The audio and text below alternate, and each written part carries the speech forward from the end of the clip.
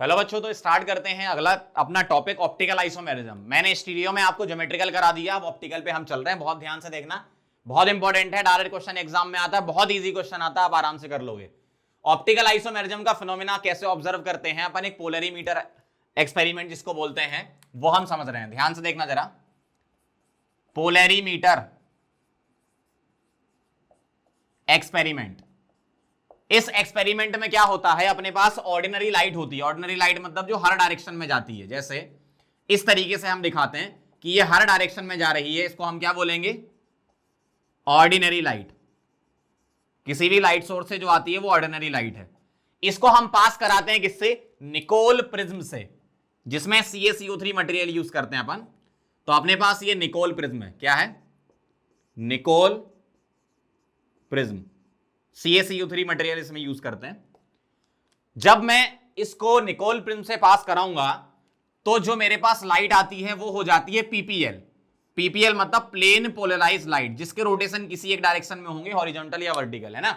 तो हम बोलते हैं कि ये क्या बन गई, PPL। मतलब PPL का फुल फॉर्म है प्लेन पोलराइज्ड लाइट। अब ये जो PPL है इसको पास कराते हैं ऑर्गेनिक कंपाउंड से, ठीक है। इसको पास कराते हैं किससे, ऑर्गेनिक कंपाउंड से। तो दो कंडीशन हो सकती हैं, क्या, अगर ये PPL घूमे या ना घूमे, दो कंडीशन हो सकती है ना। अगर PPL घूमती है, ठीक है, if plane polarise light rotates. अब ये रोटेट में भी दो हो सकते हैं, कि ये क्लॉकवाइज घूमे या एंटी क्लॉकवाइज, या ना घूमे। If PPL does not rotate, अगर ये ऑर्गेनिक कंपाउंड PPL को नहीं घुमा पाता है तो हम बोलते हैं compound is optically inactive. Optically inactive, जिसको मैं लिखूंगा ऑप्टिकली इनएक्टिव, ठीक है, OIA, ऑप्टिकली इनएक्टिव, ऐसे पढ़ना आप। अगर PPL घूमे तो इसकी दो कंडीशन है, कि क्लॉकवाइज घूमे या एंटी क्लॉकवाइज घूमे, ठीक। अगर PPL घूमती है तो हम ये बोलते हैं क्या, compound is optically active, compound optically active होगा। अब क्लॉकवाइज घूमे या एंटी क्लॉकवाइज, क्लॉकवाइज घूमती है तो हम बोलते हैं कंपाउंड को डेक्स्ट्रो रोटेटरी, जिसके लिए हम साइन यूज करते हैं प्लस, पॉजिटिव, ठीक है। या हम स्मॉल डी भी लिखते हैं, ध्यान रखना, स्मॉल डी अलग चीज होती है, कैपिटल डी अलग होता है। तो स्मॉल डी लिखते हैं यहां पर, प्लस या स्मॉल डी। एंटी क्लॉकवाइज वाला होता है लेवो रोटेटरी कंपाउंड, ठीक है, जिसको हम लिखते हैं माइनस या फिर स्मॉल एल, इस तरीके से। तो क्या एक्सपेरिमेंट है, फिर से समझ लो एक बार, बहुत सिंपल सी चीज है। ऑर्डिनरी लाइट को निकोल पिन से पास कराओ, PPL बनेगी। अगर ये ऑर्गेनिक कंपाउंड इस PPL को घुमाता है तो ऑप्टिकली एक्टिव, नहीं घुमाता है तो इनएक्टिव। अगर घुमाता है तो किधर घुमाता है, क्लॉकवाइज घुमाता है तो डेक्स्ट्रो रोटेटरी, और एंटी क्लॉकवाइज घुमाता है तो लेवो रोटेटरी बोलते हैं। डेक्स्ट्रो को प्लस या स्मॉल डी, लेवो को माइनस या स्मॉल एल लिखते हैं, ठीक है। फटाफट से इसको नोट करो। अब हम वो कंडीशन लिखने जा रहे हैं जिसमें आपको कंपाउंड को बताना है कि ऑप्टिकली एक्टिव है कि इनएक्टिव है। देखो कुछ कंडीशन बना दी गई है कि अगर ऐसी कंडीशन होती है तो कंपाउंड एक्टिव है, ऐसी होती तो इनएक्टिव है। बार बार एक्सपेरिमेंट नहीं करना पड़ेगा, आप कंपाउंड देख के सीधा बता सकते हो कि कंपाउंड ऑप्टिकली एक्टिव होगा या इनएक्टिव होगा, ठीक है। फटाफट से ये नोट करो। चलो अब हम वो कंडीशन लिखने वाले हैं जब आपको पता चलेगा कि ऑप्टिकल आइसोमेरिज्म एग्जीबिशन हो रहा है या नहीं हो रहा है। इस टाइप के क्वेश्चन एग्जाम में आते भी हैं, ध्यान से देखना जरा। दो चीजें होती हैं जिससे हम डिसाइड करते हैं, एक होता है POS और एक होता है COS। POS को बोलते हैं प्लेन ऑफ सिमेट्री, और COS को बोलते हैं सेंटर ऑफ सिमेट्री। क्या बोलते हैं, सेंटर ऑफ सिमेट्री, ठीक है। अब अगर किसी कंपाउंड में प्लेन ऑफ सिमेट्री है, सेंटर ऑफ सिमेट्री नहीं है, तो ऑप्टिकली इनएक्टिव, OIA का मतलब ऑप्टिकली इनएक्टिव, ठीक है। अगर POS है, COS है, तब भी ऑप्टिकली इनएक्टिव। अगर पीओएस नहीं है, सीओएस है, तो भी ऑप्टिकली इनएक्टिव। अगर पीओएस नहीं है, सीओएस नहीं है, तो ऑप्टिकली एक्टिव। मतलब सिर्फ एक ही कंडीशन ऐसी है जिसमें ऑप्टिकली एक्टिव मिलेगा, प्लेन ऑफ सिमेट्री नहीं होनी चाहिए और सेंटर ऑफ सिमेट्री नहीं होनी चाहिए। सही बात है, चलो ठीक है। अब मैं समझाता हूं आपको पीओएस और सीओएस क्या होती हैं। जैसे पहले पीओएस के बारे में हम समझ लेते हैं, क्योंकि पीओएस बहुत सारे आपको क्वेश्चन में देख सकते हो, आप आसानी से देखा भी जाता है पीओएस। ठीक है, बहुत ध्यान से देखना। पीओएस का मतलब क्या है, आप ऐसा प्लेन लो कि मॉलिक्यूल दो इक्वल हाफ में डिवाइड हो जाए। ऐसा प्लेन जिससे मॉलिक्यूल दो इक्वल हाफ में डिवाइड होता है उसको पीओएस बोलते हैं। जैसे अगर मेरे पास, सपोज मैं अल्फाबेट से समझा दूं, मेरे पास ए है, बताओ पीओएस है क्या, प्लेन ऑफ सिमेट्री है क्या? बिल्कुल है। अगर मैं इस प्लेन के अलोंग काट दूं ऐसे, अगर मैं ये प्लेन से काट दूं तो मॉलिक्यूल दो इक्वल पार्ट में डिवाइड हो जाएगा। सही बात है। अगर मान लो मेरे पास लिखा है बी, ठीक है, इस तरीके से और भी लिख लेते हैं, B C D E F G, इतने में आप समझ जाओगे। ठीक है, ध्यान से देखना जरा। अगर मैं इसमें प्लेन ढूंढूं तो ये प्लेन है जिससे इक्वल पार्ट में डिवाइड हो रहा है मॉलिक्यूल, इसमें ये प्लेन है, इसमें ये प्लेन है, इसमें ये प्लेन है, इसमें प्लेन नहीं मिलेगा, इसमें तो स्ट्रांगली नहीं मिलेगा। क्यों? जी वाले में कैसे प्लेन ऑफ सिमेट्री हो सकती है ना। तो ए बी सी डी ई ये क्या है, ऑप्टिकली इनएक्टिव, और एफ और जी क्या है, ऑप्टिकली एक्टिव। ठीक है, तो यहां से मैं लिख देता हूं, यहां से लेकर यहां तक जहां पीओएस है, पीओएस है ऑप्टिकली इनएक्टिव। यहां क्या है, पीओएस नहीं है, ऑप्टिकली एक्टिव। इसमें सीओएस भी देखनी थी तो सेंटर ऑफ सिमेट्री में बता देता हूं, फिर आप उसमें भी चेक कर लेना। अभी मैंने पीओएस के अकॉर्डिंग आपको बता दिया। अब देखना जरा सीओएस। सीओएस कैसे चेक करेंगे, ध्यान से देखना। अगर मेरे पास ऐसा लिखा है, ध्यान से देखना, बहुत ध्यान से, अगर मेरे पास ऐसा कोई मॉलिक्यूल लिखा है, यहां मैंने लगाया CH3, यहां लगाया CH3, यहां H और यहां H। ठीक है, मुझे बताना है इसमें सेंटर ऑफ सिमेट्री है क्या। सेंटर ऑफ सिमेट्री ऐसा पॉइंट होता है जिससे डायगोनली अपोजिट लाइन खींचो, डायगोनली अपोजिट लाइन खींचो तो आपको सेम ग्रुप मिले। जैसे यहां मिथाइल तो यहां भी मिथाइल, और इधर जाओ कहां पे H और इधर क्या मिला H, तो सेम ग्रुप मिल गया। इसका मतलब क्या हो गया, ये सेंटर ऑफ सिमेट्री। तो प्लेन ऑफ सिमेट्री और सेंटर ऑफ सिमेट्री क्या होता है, पीओएस में ऐसा प्लेन जहां मॉलिक्यूल दो इक्वल हाफ में डिवाइड होता है उसको पीओएस बोलते हैं, और सीओएस में क्या होता है, ऐसा पॉइंट जिससे डायगोनली अपोजिट लाइन खींचो तो आपको सेम ग्रुप मिले। और यहां पर भी जैसे रिंग है ना ये, तो यहां CH2 है तो यहां भी CH2 होना चाहिए, तभी हम सेंटर ऑफ सिमेट्री बोलेंगे। पूरा सिमेट्री होना चाहिए, ऐसा नहीं अगर मैंने यहां मान लो कर दिया NH, अब बताओ सेंटर ऑफ सिमेट्री हो जाएगी क्या? नहीं होगी। क्यों? ऊपर CH2 नीचे NH आ गया। तो ध्यान रखना, आपको पूरी की पूरी सिमेट्री चाहिए। ऐसा नहीं कि यहां दो ग्रुप सेम मिल गए और रिंग में एक CH2 और एक NH लगा तब भी आप बोल दो। ऊपर भी CH2 है, यहां भी CH2 है, तभी हम बोलेंगे कि इसमें सेंटर ऑफ सिमेट्री है, मतलब ये ऑप्टिकली इनएक्टिव है। इसमें क्या, इसमें प्लेन ऑफ सिमेट्री है? बिल्कुल है। कैसे? अगर मैं इसी प्लेन के अलोंग काट दूं, क्योंकि रिंग तो आपकी ऐसी है, रिंग ये जो है वो ऐसी है, तो अगर मैं यही प्लेन ले लूं, कौन सा, CH3H और CH3H वाला, ऐसे काट दूं तो मॉलिक्यूल तो इक्वल हाफ में डिवाइड हो जाएगा। और ध्यान रखना, प्लेन ऑफ सिमेट्री लेते टाइम प्लेन वाले जो एटम या मॉलिक्यूल हैं वो डिस्कार्ड हो जाते हैं। उसके अलावा आप चेक कर लो, जैसे अगर मैंने ये प्लेन लिया तो CH3H CH3H तो आपने प्लेन में ही मान लिए, अब ये CH2 अलग हो गया और ये अलग हो गया, मतलब दो इक्वल हाफ हो गए। इसका मतलब इसमें पीओएस भी थी। इस तरीके से आपको चेक करना है। समझ गए बात को, पीओएस सीओएस। एक क्वेश्चन और देखते हैं, देखो जरा ध्यान से। अगर मैं आपसे बोलूं CH3, ध्यान से देखना, CH3 और एक काम करता हूं, ऐसा बना देता हूं, NH, यहां NH, MET, HH, बताओ जरा ये ऑप्टिकली एक्टिव है कि इनएक्टिव है? अब मैंने आपको दोनों चीजें सिखा दी, अब आप दोनों लगाना। चलो मैं इसमें सेंटर ऑफ सिमेट्री देखूं। कभी भी तुम्हारे पास इवन नंबर वाली रिंग आ जाए ना, 2 4 6 8 वाली, तो उसमें एक बार चेक कर लेना, क्योंकि 2 की तो रिंग होती नहीं ना, 4 से शुरू करो, है ना। 4 6 8 वाली, या 3 से भी कर सकते हो, लेकिन 3 वाली में कभी सिमेट्री आएगी नहीं, सेंटर वाली। ठीक है, तो सेंटर ऑफ सिमेट्री जब भी सोचना हो तो ये अगर रिंग है तो ये देखना कहीं 4 मेंबर 6 मेंबर ऐसी रिंग तो नहीं है। ठीक है, तो अगर मेरे पास ये सेंटर ऑफ सिमेट्री होता सपोज, तो मुझे यहां पर क्या मिल रहा, मिथाइल, यहां क्या मिल रहा, इथाइल। इसका मतलब ये सेंटर ऑफ सिमेट्री नहीं है। क्यों? ये दोनों ग्रुप क्या हो गए, डिफरेंट हो गए, मतलब इसमें COS नहीं है, लेकिन इसमें POS है। क्यों है? MEH ET और H, ये प्लेन काट दो तो NH NH क्या हो जाएंगे, इक्वल पार्ट में डिवाइड हो जाएंगे। ऊपर से डाल दो प्लेन नीचे की तरफ, इसका मतलब ये ऑप्टिकली इनएक्टिव हो जाएगा। समझ गए? COS और POS कैसे चेक करना है? आपको सबसे पहले कोई भी कंपाउंड लिखाओ, POS चेक करो, अगर POS नहीं मिल रही तो COS चेक करो। COS कैसे चेक करोगे? सेंटर पर ऐसा पॉइंट जिससे आप डायगोनली अपोजिट जाओ तो आपको क्या मिले? सेम ग्रुप मिले, ठीक है, उसको अपन बोलते हैं COS। फटाफट से इसको नोट करो, अब हम इसके क्वेश्चन भी करेंगे ऑप्टिकली एक्टिव और इनएक्टिव वाले, ठीक है, नोट कर लो इसको। चलो आगे बढ़ते हैं, कुछ क्वेश्चन देख लो, ऑप्टिकल आइसोमेरिज्म एग्जिबिट करेगा कि नहीं करेगा, बहुत सिंपल सा है। सबसे पहले आप POS चेक करो, क्या चेक करो? POS, ठीक है, ध्यान से देखो, क्या इसमें POS है? इसमें प्लेन ऑफ सिमेट्री है क्या? बिल्कुल है। देखो अगर मैं ये प्लेन ले लूं, ये वाला, ध्यान से देखना, ये तो मॉलिक्यूल ये और ये इक्वल हाफ में डिवाइड हो गया, इसका मतलब इसमें POS है। अगर POS है तो COS चेक करने की जरूरत नहीं, सीधा ऑप्टिकली इनएक्टिव लिख दो, सही ना, क्योंकि जब दोनों नहीं होते तब एक्टिव होता है। अगर इसमें POS नहीं होती तो हम COS पर जाते, ठीक है। चलो अगला देखो, क्या इसमें प्लेन ऑफ सिमेट्री है? अगर मैं ये प्लेन लूं तो इक्वल पार्ट में डिवाइड नहीं हो रहा है, क्यों? यहां Me यहां H है, और ऐसा प्लेन नहीं ले सकता, क्यों? ऊपर CH2 आता, अगर मैं इसके अलोंग काटता हूं तो इसका मतलब इसमें POS नहीं है। अगर POS नहीं है तो अब चेक करो क्या COS है?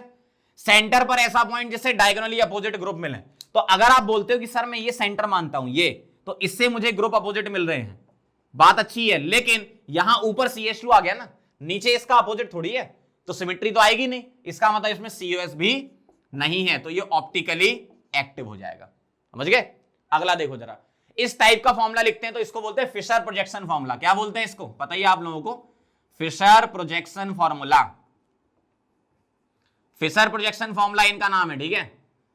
तो इसमें कैसे चेक करना आपको? वही प्लेन ऑफ सिमेट्री, देखो मिल रही है क्या? अगर मैं ये प्लेन लेता हूं, ये तो अगर मैं ये प्लेन लेता हूं तो मॉलिक्यूल तो इक्वल पार्ट में डिवाइड हो गया, तो POS मिल गई, COS चेक नहीं करना, कोई एक मिल गई, POS मिल गई, मतलब ऑप्टिकली इनएक्टिव। समझ रहे हो बात को? समझते जाओ। इसमें देखो आप, कहीं से प्लेन मिल रहा है क्या? ये काटो तो CH3ET अलग अलग हो गया, और अगर ये काटो तो HOH अलग हो गया, सेंटर पे जाओ तो भी ग्रुप सेम नहीं मिल रहा, मतलब ना तो इसमें POS है और ना ही इसमें COS है, तो ऑप्टिकली एक्टिव हो जाएगा ये। समझते जाना बात को बहुत धीमे धीमे। चलो अगला देखना, इसमें POS है क्या? अगर मैं ये प्लेन लेता हूं, ये वाला, तो इस प्लेन में आने वाले Me और Me सेम प्लेन में आ गए, तो उसके बारे में अब सोचना नहीं, बस ये देख लो, यहां CH2 तो यहां CH2, तो मतलब दो इक्वल हाफ डिवाइड हो गए, मतलब इसमें POS मिल गया। POS मिल गया तो COS सोचना नहीं है, ऑप्टिकली इनएक्टिव आ गया, ठीक है, बहुत सिंपल सा है। लेकिन मान लो अगर पूछते क्या इसमें COS है, तो आप बोलते यस, क्यों? सेंटर पे खड़े हो जाओगे तो इधर जो Me लगा है वो अपोजिट है, मतलब अबव द प्लेन है, और इधर Me बिलो द प्लेन है, तो COS भी इसमें थी, लेकिन हम चेक नहीं करेंगे, क्यों? POS से ही आंसर आ जाएगा, तो हम क्यों टाइम वेस्ट करें? एग्जाम में तो टाइम बचाना ना आपको बहुत सारा, ठीक है। फटाफट से इसको नोट करो, फिर आगे बढ़ते हैं। चलो आगे बढ़ते हैं, आप कुछ इंपॉर्टेंट पॉइंट डिस्कस कर लेते हैं। अभी तक हमने क्या समझ लिया?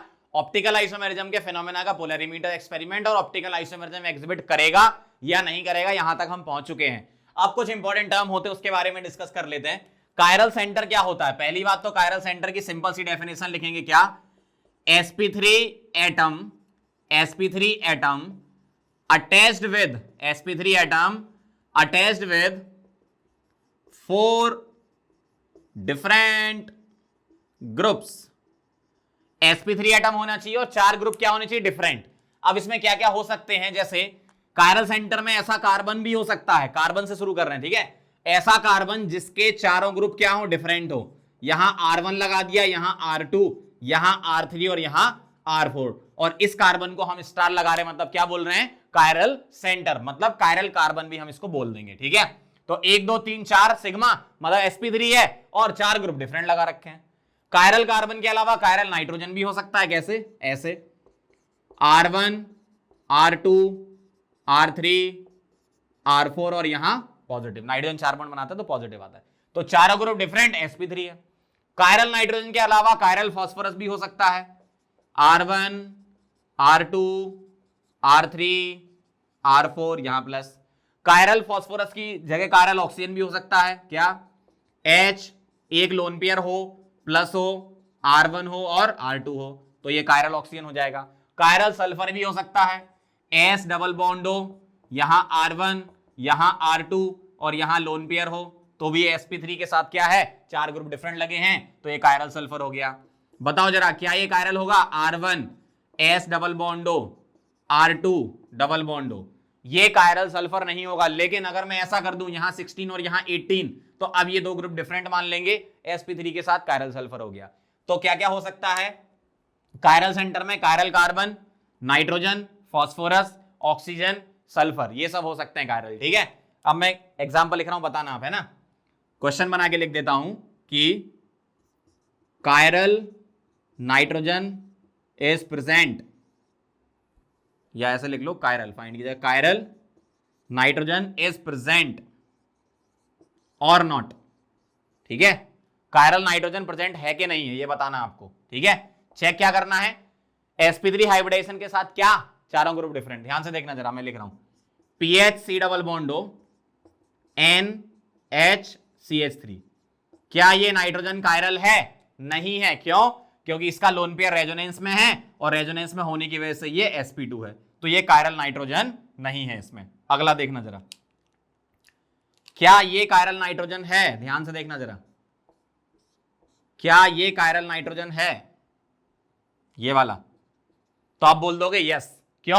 आप बोलोगे सर यहां तो रेजोनेंस है, लोन पे सिंगल डबल। नहीं नहीं नहीं, ये ब्रिज हेड पोजीशन आ गई। ब्रिज हेड आ गई मतलब ये लोन पे रेजोनेंस नहीं करेगा, मतलब ये sp3 हो जाएगा, मींस ये कायरल नाइट्रोजन है। तो कैसे चेक करना है आप समझ गए, चार ग्रुप डिफरेंट होने चाहिए और हाइब्रिडाइजेशन sp3 होना चाहिए, तभी हम उसको कायरल सेंटर बोलेंगे। ठीक है, फटाफट से नोट करो फिर आगे बढ़ते हैं। चलो आगे बढ़ते, सेकंड पॉइंट है कायरल कार्बन। कायरल कार्बन क्या होगा? sp3 carbon, sp3 carbon attached with four different groups. अभी पीछे भी अपन ने लिया था एक एग्जांपल कायरल कार्बन का। अब यहां पर अपन थोड़ा सा और इसको एक्सप्लोर करेंगे। क्या कायरल कार्बन में जैसे कार्बन हो और उसके चारों ग्रुप क्या हो? डिफरेंट हो, R1 R2 R3 R4, तो हम इसको क्या बोलने लगेंगे? Chiral carbon. अब मान लो अगर आपसे पूछा जाए कार्बोकेटायन C पर प्लस है, यहां R1 है, यहां R2 है, यहां R3 है, तो ये कायरल कार्बन नहीं होगा। क्यों? ये sp2 है, तो ये कायरल कार्बन नहीं होगा। ध्यान रखना, अगर मेरे पास कार्बेनाइन लिखा है C नेगेटिव, यहां R1, यहां R2, यहां R3 और एक क्या है इसके पास? लोन पेयर, तो हम बोल देंगे यस ये कायरल कार्बन है। लेकिन अगर यही कार्बन रेजोनेंस करने लगे तो अब तो ये sp2 हो जाएगा ना कार्बेनाइन। देखो जरा, अगर मैं ऐसा लिखता हूं, ध्यान से देखना जरा, तो ये लोन पेयर यहां पर रेजोनेंस करेगा, तो अब इसका हाइब्रिडाइजेशन sp2 हो जाएगा, तो ये कायरल फिर नहीं रहेगा। तो कार्बोकेटाइन कायरल नहीं होता, जो कार्बेनाइन है अगर वो रेजोनेंस कर रहा है तो ये कायरल नहीं होगा। नॉर्मल लोकलाइज लोन पेयर है तो कायरल होगा, और अगर कार्बन के पास चार बॉन्ड है, चारों ग्रुप डिफरेंट, तो कायरल होगा। ठीक है, तो ये कायरल कार्बन हो गया।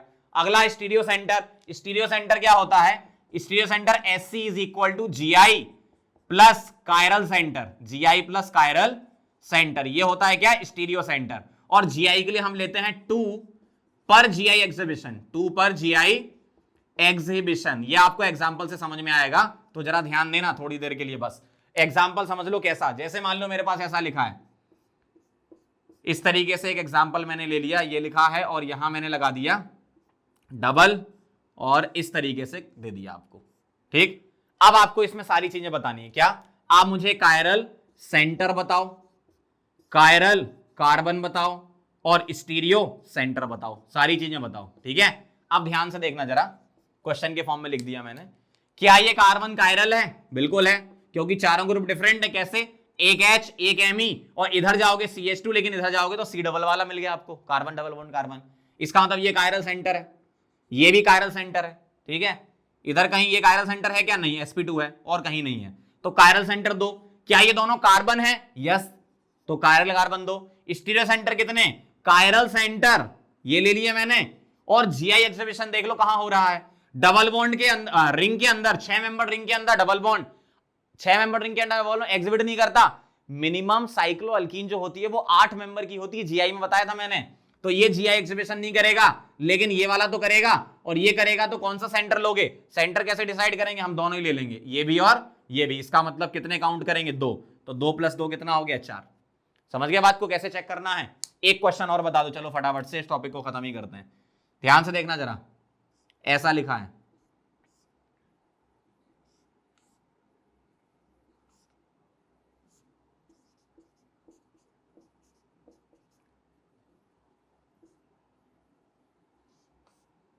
चलो बताओ, इसमें यही सारी चीजें, कायरल सेंटर मतलब सी सेंटर बताना है, कायरल कार्बन बताना है और स्टीरियो सेंटर बताना है। ठीक है, फटाफट से बताओ जरा, कायरल सेंटर कितने हैं? ये कायरल कार्बन है क्या? नहीं, sp2 sp2, एक ये है, एक ये है, और कहीं दिख रहा है क्या? नहीं दिख रहा। तो कायरल सेंटर 2 और ये दोनों के दोनों कार्बन है। स्टीरियो सेंटर कितने हैं? ये जी एग्जिबिट कर रहा है, डबल बॉन्ड 5 के अंदर करता नहीं है, इधर जी एग्जिबिशन हो रहा है, 2 ये हो गए, और इधर जी एग्जिबिशन हो रहा है, 2 ये हो गए। ठीक है, तो 2 + 2 + 2 कितने हो गए? 6, और प्लस कायरल सेंटर 2, मतलब टोटल कितना हो गया? 8। फिर समझ लो, इधर जी एग्जिबिशन हो रहा था, क्यों? CS डबल बॉन्ड NH में जी एग्जिबिशन होगा, इधर जो है वो डाई सब्स्टिट्यूटेड की वजह से जी एग्जिबिशन हो रहा है, और यहां डबल बॉन्ड एल्कीन की वजह से जी एग्जिबिशन हो रहा है। तो 2 + 2 + 2 6 तो हो गए GI वाले, और 2 कायरल सेंटर, तो टोटल 8 स्टीरियो सेंटर हो गए। समझ गए बात को? फटाफट से नोट करो, फिर आगे बढ़ते हैं। चलो आगे बढ़ते हैं, थोड़ी सी और प्रैक्टिस कर लेते हैं, 1-2 क्वेश्चन से और क्लियर समझ में आ जाएगा आपको। ध्यान से देखना जरा, वही बताना है, सी सेंटर, सी कार्बन और SC स्टीरियो सेंटर। ध्यान से देखना, एक ये कायरल सेंटर, ठीक है, और एक ये कायरल सेंटर। तो कायरल सेंटर कितने हो गए? क्यों? इसका जो लोन पेयर है वो रेजोनेंस में नहीं है, तो सी सेंटर 2 हो गए। इन दोनों में से कार्बन कितने हैं? एक ही है, तो सी कार्बन 1 हो गए। स्टीरियो सेंटर एक ही है, एक ही है, 2 कायरल सेंटर हो गए, मतलब ये तो यहीं लिखे हैं। क्या कहीं जीआई एग्जिबिशन हो रहा है क्या? नहीं हो रहा है, तो 0 हो गए जीआई वाले और 2 सी सेंटर वाले, तो टोटल 2 हो गए। ऐसे चेक करना है।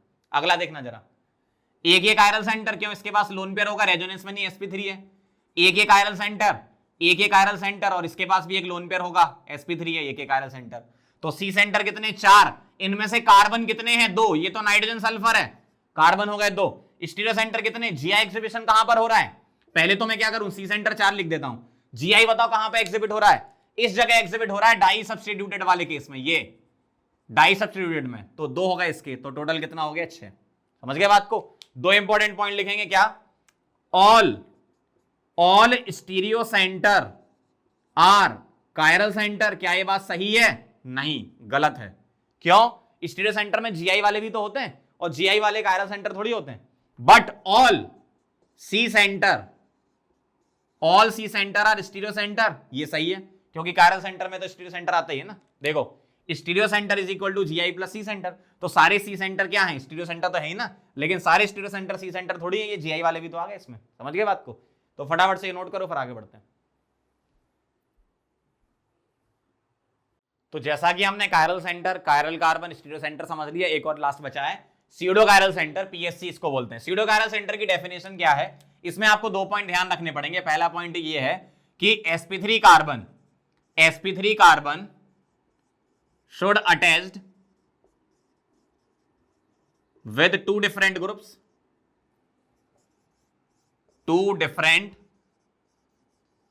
groups, और point number 2, other two groups are identical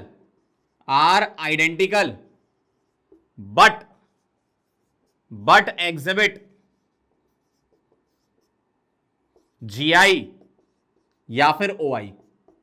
जैसे अगर मैं आपको एग्जांपल से समझाऊं, ध्यान से देखना जरा, CH3 CHOH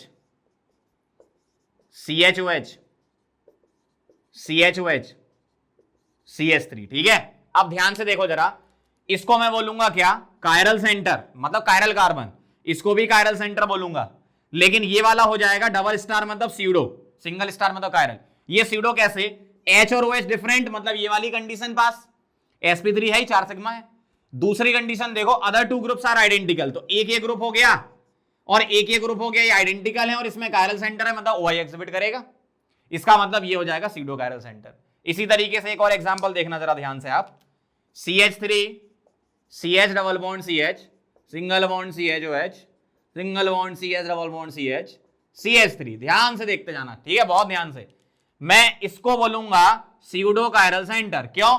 ये वाला और ये वाला आइडेंटिकल है और जीआई एग्जिबिट कर रहा है, भाई इसमें सिस्ट्रांस होगा ना, जीआई इसमें भी सिस्ट्रांस होगा, जीआई एग्जिबिट करेगा, और यहां दोनों ग्रुप डिफरेंट है और sp3 है। इस तरीके से चेक करना है। कुछ एग्जांपल में देख लो जरा फटाफट से। पीएससी इज प्रेजेंट और नॉट, बताओ जरा। ये कायरल है, सही है, ये कायरल है, सही है, ये कायरल है और ये कायरल है। कोई भी डबल स्टार वाला नहीं है, मतलब कोई भी स्यूडो कायरल नहीं है। क्यों? आपको बाकी ग्रुप आइडेंटिकल नहीं मिलेंगे। जैसे अगर इसके लिए बात करूं, HOH डिफरेंट है और यहां CH3 और यहां पूरा बड़ा सा ग्रुप हो गया, तो सेम कहीं आ ही नहीं रहे। आप हर जगह चेक कर लो, कभी भी आपको दो ग्रुप आइडेंटिकल नहीं मिलेंगे। ठीक है, यहां देखना जरा ध्यान से, ये वाला कायरल, ये वाला कायरल और ये वाला सीडो कायरल, क्यों? इसके लिए ये वाला और ये वाला ग्रुप क्या हो गया? सेम, और इनमें कायरल कार्बन है, मतलब ऑप्टिकल आइसोमरिज्म एग्जिबिट कर रहा है। ऐसा है। ये वाला बताओ जरा, क्या मैं इसको PSC बोलूंगा? नहीं बोलूंगा। क्यों? ये दोनों ग्रुप आइडेंटिकल हो गए, तो इसमें PSC तो क्या, कायरल सेंटर ही नहीं है। क्यों? ये दो ग्रुप आइडेंटिकल हो गए, तो नो PSC और नो कायरल सेंटर। ठीक है, कायरल सेंटर ही नहीं है, क्योंकि ये GI एग्जिबिट कर ही नहीं रहा। क्यों नहीं कर रहा? यहां पर 2 H लगे हैं, यहां भी 2 H लगे, तो GI एग्जिबिशन होगा ही नहीं। तो इसमें सीडो कायरल सेंटर भी नहीं है और कायरल सेंटर भी नहीं है। समझ गए PSC के बारे में? फटाफट से नोट करो, फिर आगे बढ़ते हैं। चलो आगे बढ़ते हैं अगले पार्ट पर। हमारे RS कॉन्फ़िगरेशन या एब्सोल्यूट कॉन्फ़िगरेशन होता है। RS में R का मतलब होता है रेक्टस। R मतलब क्या है? रेक्टस, मतलब क्लॉकवाइज, और S मतलब sinister means anti clockwise. Clockwise और एंटी क्लॉकवाइज, ये दो कंपाउंड में रिलेशन पता करने के लिए निकालते हैं अपन। रिलेशन का मतलब आइडेंटिकल, एनेंटियोमर, डायस्टेमर, ये सब बताने के लिए करते हैं। पहले सीख लो RS क्या होता है, फिर एप्लीकेशन तो मैं सिखाई दूंगा, आपको तो पता ही है। इन फिशर प्रोजेक्शन फॉर्मूले में मैं चल रहा हूं, ध्यान से देखना जरा। हमें क्या लगाना है यहां पर? CIP रूल अप्लाई करने। क्या करने? CIP रूल अप्लाई करने। और फिशर प्रोजेक्शन फॉर्मूले में क्या होता है? ऐसा होता है, ये पोजीशन होती है वर्टिकल पोजीशन और ये पोजीशन होती है हॉरिजॉन्टल पोजीशन। ठीक है, इसमें आपको क्या ध्यान रखना है? 2 पॉइंट ध्यान रखना है। पहला पॉइंट ये है कि जब आप प्रायोरिटी सिलेक्ट करोगे CIP रूल से, तो नंबर 4 जहां पर आएगा, नंबर 4 इज ऑन वर्टिकल, तो R अगर आएगा तो उसको हम R रहने देंगे, S आएगा तो S ही रहने देंगे। लेकिन अगर number 4 is on horizontal position, horizontal position, तो हम क्या बोलेंगे? R का आंसर पलट के S कर देंगे और S का आंसर पलट के R कर देंगे, मतलब फाइनल अपने ये हो जाएंगे। कैसे अप्लाई करना है वो देख लो जरा। मैं आपको पहले एक कायरल कार्बन में सिखा देता हूं, फिर 2 में सीख लेंगे। मैंने मतलब मिनिमम 1 और मैक्सिमम 2 तक ही चलना अपने को, 2 कायरल कार्बन तक की सिलेबस में। ध्यान से देखना जरा। RS पता करना है, क्वेश्चन में लिख रहा हूं क्या, फाइंड RS। ठीक है, RS आपको पता करना है, R है कि S है। ध्यान से देखो जरा, अगर मैं ऐसा लिखता हूं, इधर CH3, इधर OH, इधर H और इधर लिखा दिया मैंने NH2, तो ये कायरल कार्बन हो गया। तो इस कायरल कार्बन के अराउंड मुझे RS निकालना है। क्या करोगे? CIP रूल लगाओगे। कैसे लगाओगे? ध्यान से देखो, इस कार्बन से चारों डायरेक्शन में जाओ, पहला पहला एटम ढूंढो, CIP रूल लगाना है जो हमने ZE में सीखा था, OCNH। बताओ एटॉमिक नंबर किसका ज्यादा? O का ज्यादा, फिर N का, फिर C का, फिर H का। तो ये कुछ ऐसा हो गया 1 2 3 4, 1 से 2, 2 से 3, 3 से 4, शॉर्टेस्ट पाथ पे जाना है। 1 से 2, 2 से 3, ऐसे चलना। पहले 1 से 2 देखो, 1 से 2 जाओगे तो शॉर्टेस्ट पाथ यही मिलेगा। तो ये जा रहे हो, उसका मतलब कैसे जा रहे हो? क्लॉकवाइज। क्लॉकवाइज का मतलब क्या हो जाएगा? R।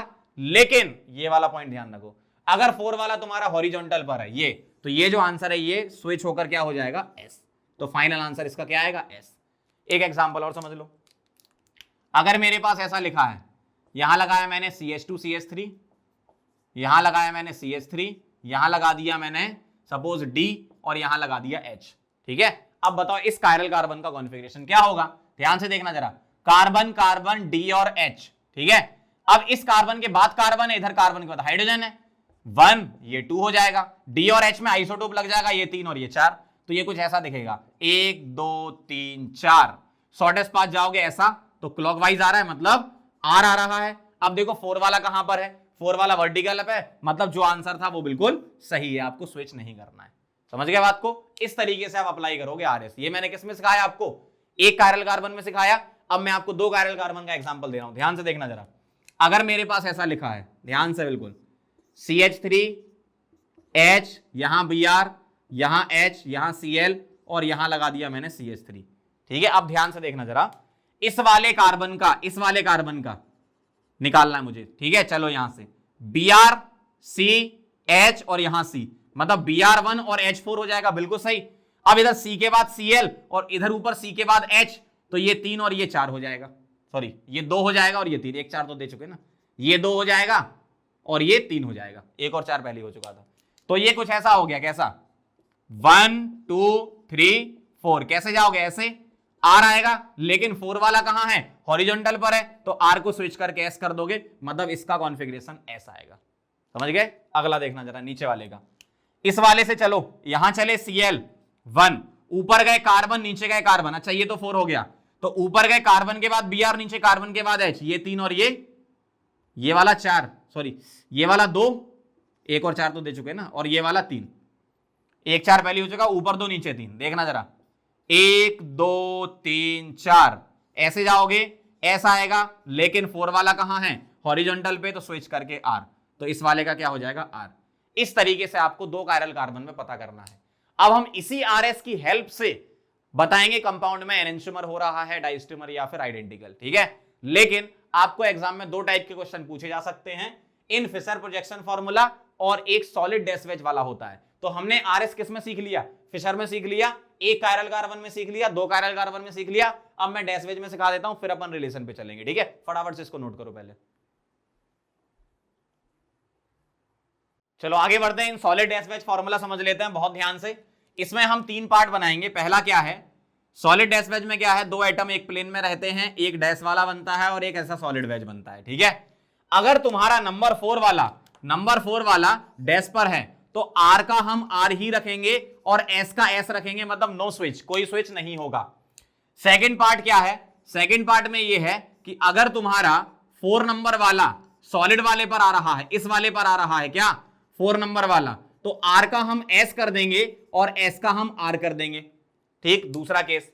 तीसरा ये आता है कि अगर तुम्हारा 4 वाला लाइन पर आ रहा है, 4 वाला लाइन पर आ, जैसे मान लो ये 1 होता, ये 2 होता, ये 3 होता और ये 4 होता, तो 4 वाला अगर लाइन पर आ रहा है तो आप कोई भी 2 एक्सचेंज लगा दो। हमेशा इवन एक्सचेंज पर आइडेंटिकल कंपाउंड रहता है, ध्यान रखना। तो अगर मुझे एक्सचेंज लगाना है तो 4 वाले को डैश पे लाऊं, ताकि इस केस में कन्वर्ट कर लूं, तो जो आंसर आएगा वो सही रहेगा। तो मैं 4 वाले को एक्सचेंज कर रहा हूं इससे, किससे, 3 से, तो मुझे साइमल्टेनियसली 1 और 2 को भी करना पड़ेगा। तो अब कुछ ऐसा दिखेगा, बहुत ध्यान से देखना, अब कुछ ऐसा दिखेगा आपको, ये सॉलिड और ये डैश में, ध्यान से देखो, यहां 2 आ जाएगा, यहां 1 आ जाएगा, यहां 4 आ जाएगा, यहां 3 आ जाएगा। अब जो आंसर है R का R रहेगा और S का S रहेगा। ऐसे अप्लाई करना। मैं तीनों केस के एक एग्जांपल फटाफट से बता देता हूं आपको, ध्यान से देखना जरा। Find RS, solid dash wedge में निकालना बता रहा हूं आपको। RS निकालना है, एक है ऐसा H, यहां OH, यहां CH3 और यहां NH2। बताओ जरा CIP रूल लगा के फटाफट से। ऑक्सीजन 1, नाइट्रोजन 2, कार्बन 3, ये 4, 1 से 2, 2 से 3, शॉर्टेस्ट पाथ ये जा रहा है, क्लॉकवाइज R, मतलब R आंसर क्यों, डैश वाला 4 पर था। दूसरा देखना जरा, अगर मेरे पास ऐसा लिखा होता, यहां होता मेरे पास क्या, OH, ध्यान से, डार्क में H, यहां CH3 और यहां NH2, ठीक है। अब बताओ जरा नंबरिंग करके, ये 1, ये 2, ये 3 और ये 4, 1 से 2, 2 से 3 शॉर्टेस्ट पाथ आ रहा था, लेकिन स्विच कर देते, क्यों कर देते, सॉलिड पर 4 है ना, सॉलिड पर अगर 4 होता है तो R का S का R हो जाता है, स्विच हो जाता है। तीसरा केस देखना जरा, लाइन वाला, अगर मेरे पास ऐसा होता, कैसा, यहां H होता, यहां CH3 होता, इधर NH2 होता और इधर OH होता, तो मैं क्या करता, लाइन वाले पर 4 आ रहा है ना, H लाइन पे आ रहा है, तो मैं इसको एक्सचेंज करता, तो एक एक्सचेंज हो गया, और इसको एक्सचेंज करता तो मेरे पास इवन एक्सचेंज, मतलब जो अब जो बना रहा हूं वो उसका आइडेंटिकल ही है, मतलब कॉन्फ़िगरेशन भी सेम रहेगा। तो यहां क्या आ गया, CH3, यहां क्या आ गया, NH2, यहां आ गया OH और यहां आ गया H। समझ गए बात को, देखो ध्यान से। अब मैं निकाल लूं इसका RS, क्या 1 2 3 4, क्या आ रहा है इसका R, मतलब आंसर सही है क्योंकि 4 वाला डैश पर। समझ गए बात को, क्या करना है। सॉलिड में और फिशर में आपको पता होना चाहिए RS निकालना, क्योंकि अगर अच्छा क्वेश्चन बनेगा तो दोनों मिक्स करके पूछ लेंगे, एक में आपको RS दे रखा होगा, एक में आपको फिशर दे रखा होगा, दूसरे में डैश वेज पूछेंगे रिलेशन बताओ, तो उसके लिए हम RS सीख रहे हैं। अगर आपका direct Fischer to Fischer relation है तो बहुत आसान होता है, उसकी भी मैं ट्रिक बता दूंगा आपको, है ना। तो फटाफट से ये नोट करो। अब हम चलेंगे किस पर, कायरल कार्बन अगर एक हो और कायरल कार्बन अगर 2 हो तो क्या क्या रिलेशन होते हैं, और यही वाला क्वेश्चन सबसे ज्यादा इंपॉर्टेंट होता है ऑप्टिकल आइसोमेरिज्म में। नोट करो पहले से। चलो आगे बढ़ते हैं। इस वाले पार्ट का सबसे इंपॉर्टेंट पोर्शन है ये, आपको रिलेशन बताना है कंपाउंड के बीच में, अगर एक कायरल कार्बन हो या 2 कायरल कार्बन हो, बस यहां तक अपन समझेंगे। तो एक कायरल कार्बन में सबसे पहली बात, सिंपल सा आपको तरीका बता रहा हूं, कभी भी आपको दो कंपाउंड दे रखे होंगे और पूछेंगे एक कायरल कार्बन अगर है, तो पहली बात ये ध्यान रखना कि अगर वन कायरल कार्बन है, इन वन कायरल कार्बन वाला केस, वन कायरल कार्बन वाला केस है, तो सबसे पहली बात कंपाउंड तो ऑप्टिकली एक्टिव होगा, ये तो पक्का है। कोई भी एक कंपाउंड है उसमें एक कायरल है तो वो हमेशा ऑप्टिकली एक्टिव होता है, ये ध्यान रखना। अब अगर वन कायरल कार्बन के दो कंपाउंड दे रखे हैं और आपसे रिलेशन पूछा है, तो आपका आंसर या तो आइडेंटिकल होगा या आपका आंसर एनेंटियोमर होगा। बहुत सिंपल चीज बता दी मैंने आपको, है ना। तो चार ऑप्शन में से दो तो ऐसी काट दिया आपने, आइडेंटिकल या फिर होमोमर लिखा होगा, बात बराबर ही है ना। तो या तो होमोमर आइडेंटिकल होगा या फिर एनेंटियोमर, दो में से एक होगा। होमोमर या आइडेंटिकल कैसे चेक करोगे, दो सेम कंपाउंड दे दें, या अगर आपको आरएस से चेक करना है तो पहले कंपाउंड में अगर आर आया तो दूसरे कंपाउंड में भी क्या आना चाहिए, आर आना चाहिए, या पहले में एस आया तो दूसरे में भी एस कॉन्फ़िगरेशन आ जाए। बहुत सिंपल। एनेंटियोमर कैसे पता करोगे, पहली बात एनेंटियोमर क्या होते हैं, नॉन सुपर इम्पोजिबल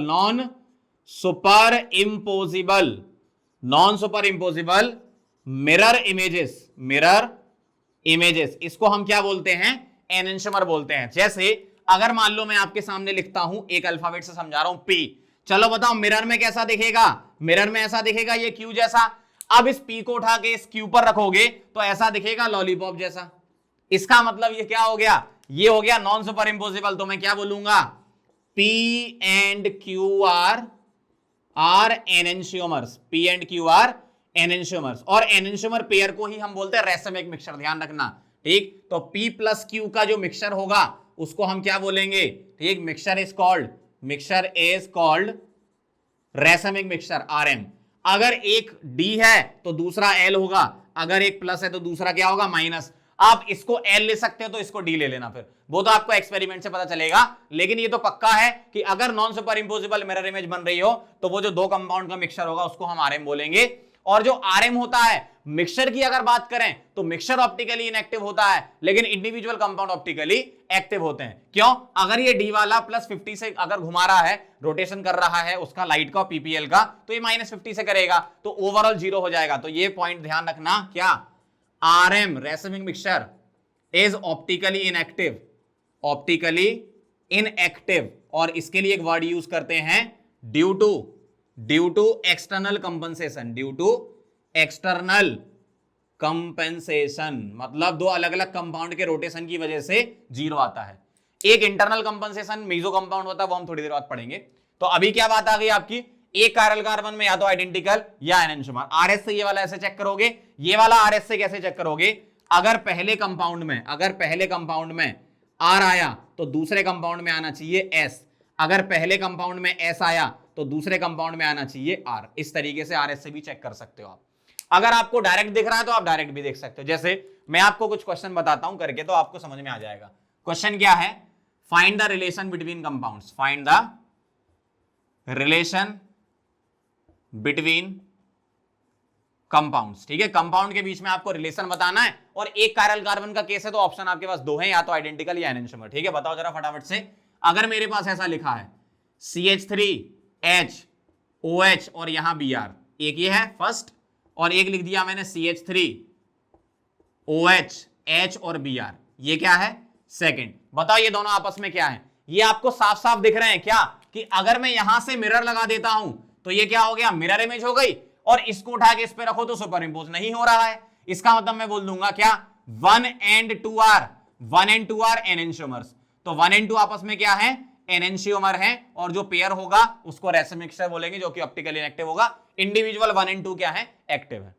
ये तो आपको डायरेक्ट देख के पता चल गया, पहला क्वेश्चन। लेकिन कभी कभी ऐसा भी होगा कि आपको डायरेक्ट देख के पता नहीं चलेगा, तब आरएस लगाना पड़ेगा। जैसे सेकंड क्वेश्चन देखो, अगर मैं इसमें ऐसे लिख देता OH CH3, यहां H, इधर Br, और दूसरा दे देता आपको इधर Br, इधर H, इधर OH और इधर CH3, ऐसा दे देता, तो अब आप मिरर लगा लो, मिलेगा ही नहीं आपको मिरर ऐसा। भाई अगर आप मिरर लगा के देखोगे तो मिलेगा ही नहीं, डायरेक्ट देख लो सामने से। क्यों, यहां CH3 यहां OH आ गया। तो अब आप आरएस से करोगे, कैसे, इस वाले कार्बन पर चेक करो आरएस, Br O C और H, Br का एटॉमिक नंबर ज्यादा, इसकी प्रायोरिटी ज्यादा, फिर ये 2 ये 3 और ये 4। कैसे जाओगे 1 से 2, 2 से 3, ऐसे क्या आ रहा है S, लेकिन 4 वाला हॉरिजॉन्टल पे तो क्या कर दोगे यार। इसी तरीके से ये वाला निकालो फटाफट से, क्या 1 2 3 4, ऐसे जाओगे क्या आएगा R, 4 वाला वर्टिकल है, कोई स्विच नहीं, तो ये R, इसका मतलब अगर मैं इसको 1 और इसको 2 बोलता तो मैं लिखूंगा क्या 1 and 2 आर होमोमर या आइडेंटिकल, 1 and 2 आर आइडेंटिकल। इस तरीके से आप कंपाउंड में चेक करोगे। समझ गए बात को, बहुत आसान है चेक करना, बस एक बार ध्यान से देखते जाओ। अगर बहुत अच्छा क्वेश्चन पूछना होगा तो वो एक दे देंगे आपको किसमें, फिशर में, एक दे देंगे आपको किसमें, फिशर प्रोजेक्शन में, और एक दे देंगे आपको डैशवेज में। ये इसका सबसे अच्छा क्वेश्चन है, ठीक। तो आपको रिलेशन बताना होगा, क्या यहां CH3, इधर H, यहां OH और इधर Br कर रहा हूं, तो भी आप RS से करोगे। मैंने दोनों में बता रखा आपको कैसे निकालना है। देखो ये 1, ये 2, ये 3, ये 4, ऐसे जाओगे। फिशर में 4 वाला हॉरिजॉन्टल पर है, तो अभी ऐसा आ रहा था, लेकिन 4 हॉरिजॉन्टल पे तो R हो जाएगा। इस वाले में देखना जरा, ये 1, ये 2, ये 3, ये 4, ऐसे जाओगे क्या आएगा, ऐसा आएगा। 4 वाला डैश पर है तो स्विच नहीं करते, इसका R, इसका S, तो मैं क्या बोलूंगा, ये 1 और ये 2, तो 1 and 2 आर, 1 and 2 आर क्या एनेंशियोमर्स, तो 1 and 2 क्या हो गए, एनेंशियोमर हो गए। तो समझ गए बात को, क्या करना है आपको, ठीक। फिशर आपको फिशर प्रोजेक्शन दे दे, साफ साफ सामने से दिख रहा है तो आपको आरएस निकालने की जरूरत नहीं है, टाइम वेस्ट करने की जरूरत नहीं है। लेकिन सामने से नहीं दिख रहा है तो आप आरएस निकालोगे, या एक फिशर और एक सॉलिड डैशवेज दे दें तो भी आप आरएस निकालोगे। और अगर एक कायरल कार्बन है तो आपके आंसर 2 ही रहेंगे, या तो आइडेंटिकल या एनेंशियोमर। बिल्कुल रट के जाओ, इसको पहले बता रहा हूं, एक कायरल कार्बन में या तो एनेंशियोमर होगा या आइडेंटिकल होगा, बस 2 में से कोई एक होगा। आइडेंटिकल मतलब होमोमर भी होता है, ठीक है। एनेंशियोमर की बातें समझ गए क्या होता है, रेसिड्यू मिक्सचर समझ गया क्या होता है। चलो इसको नोट करो, फिर आगे बढ़ते हैं। चलो तब हम आगे बढ़ते हैं और 2 कायरल कार्बन में समझते हैं। इन 2 कायरल कार्बन, इन 2 कायरल, अगर 2 कायरल कार्बन है तो कंपाउंड ऑप्टिकली एक्टिव हो भी सकता है और ऑप्टिकली इनएक्टिव भी हो सकता है, दोनों ही हो सकते हैं। जैसे अगर मेरे पास 2 कायरल कार्बन की बात आती है, देखना ध्यान से, CH3 ऐसा लिखा है H, यहां OH, यहां H, यहां OH, यहां CH3, और एक ले लिया मैंने CH3, ध्यान से देखते जाना, ये H, OH, यहां H और यहां Br, और यहां क्या लगा दिया, CH3। ध्यान से देखना जरा, अगर मैं आपसे बोलूं क्या ये प्लेन ऑफ सिमेट्री है, आप बोलोगे यस है, और अगर POS आ गई तो ये क्या हो गया, ऑप्टिकली इनएक्टिव। तो 2 कायरल कार्बन में ऑप्टिकली इनएक्टिव भी हो सकता है। अगर मैं इसमें पूछूं इसमें POS है क्या, नहीं है ना, ये प्लेन लोगे तो यहां OH यहां Br है, तो POS नहीं है तो ये क्या हो गया, POS नहीं है तो ये ऑप्टिकली एक्टिव हो गया।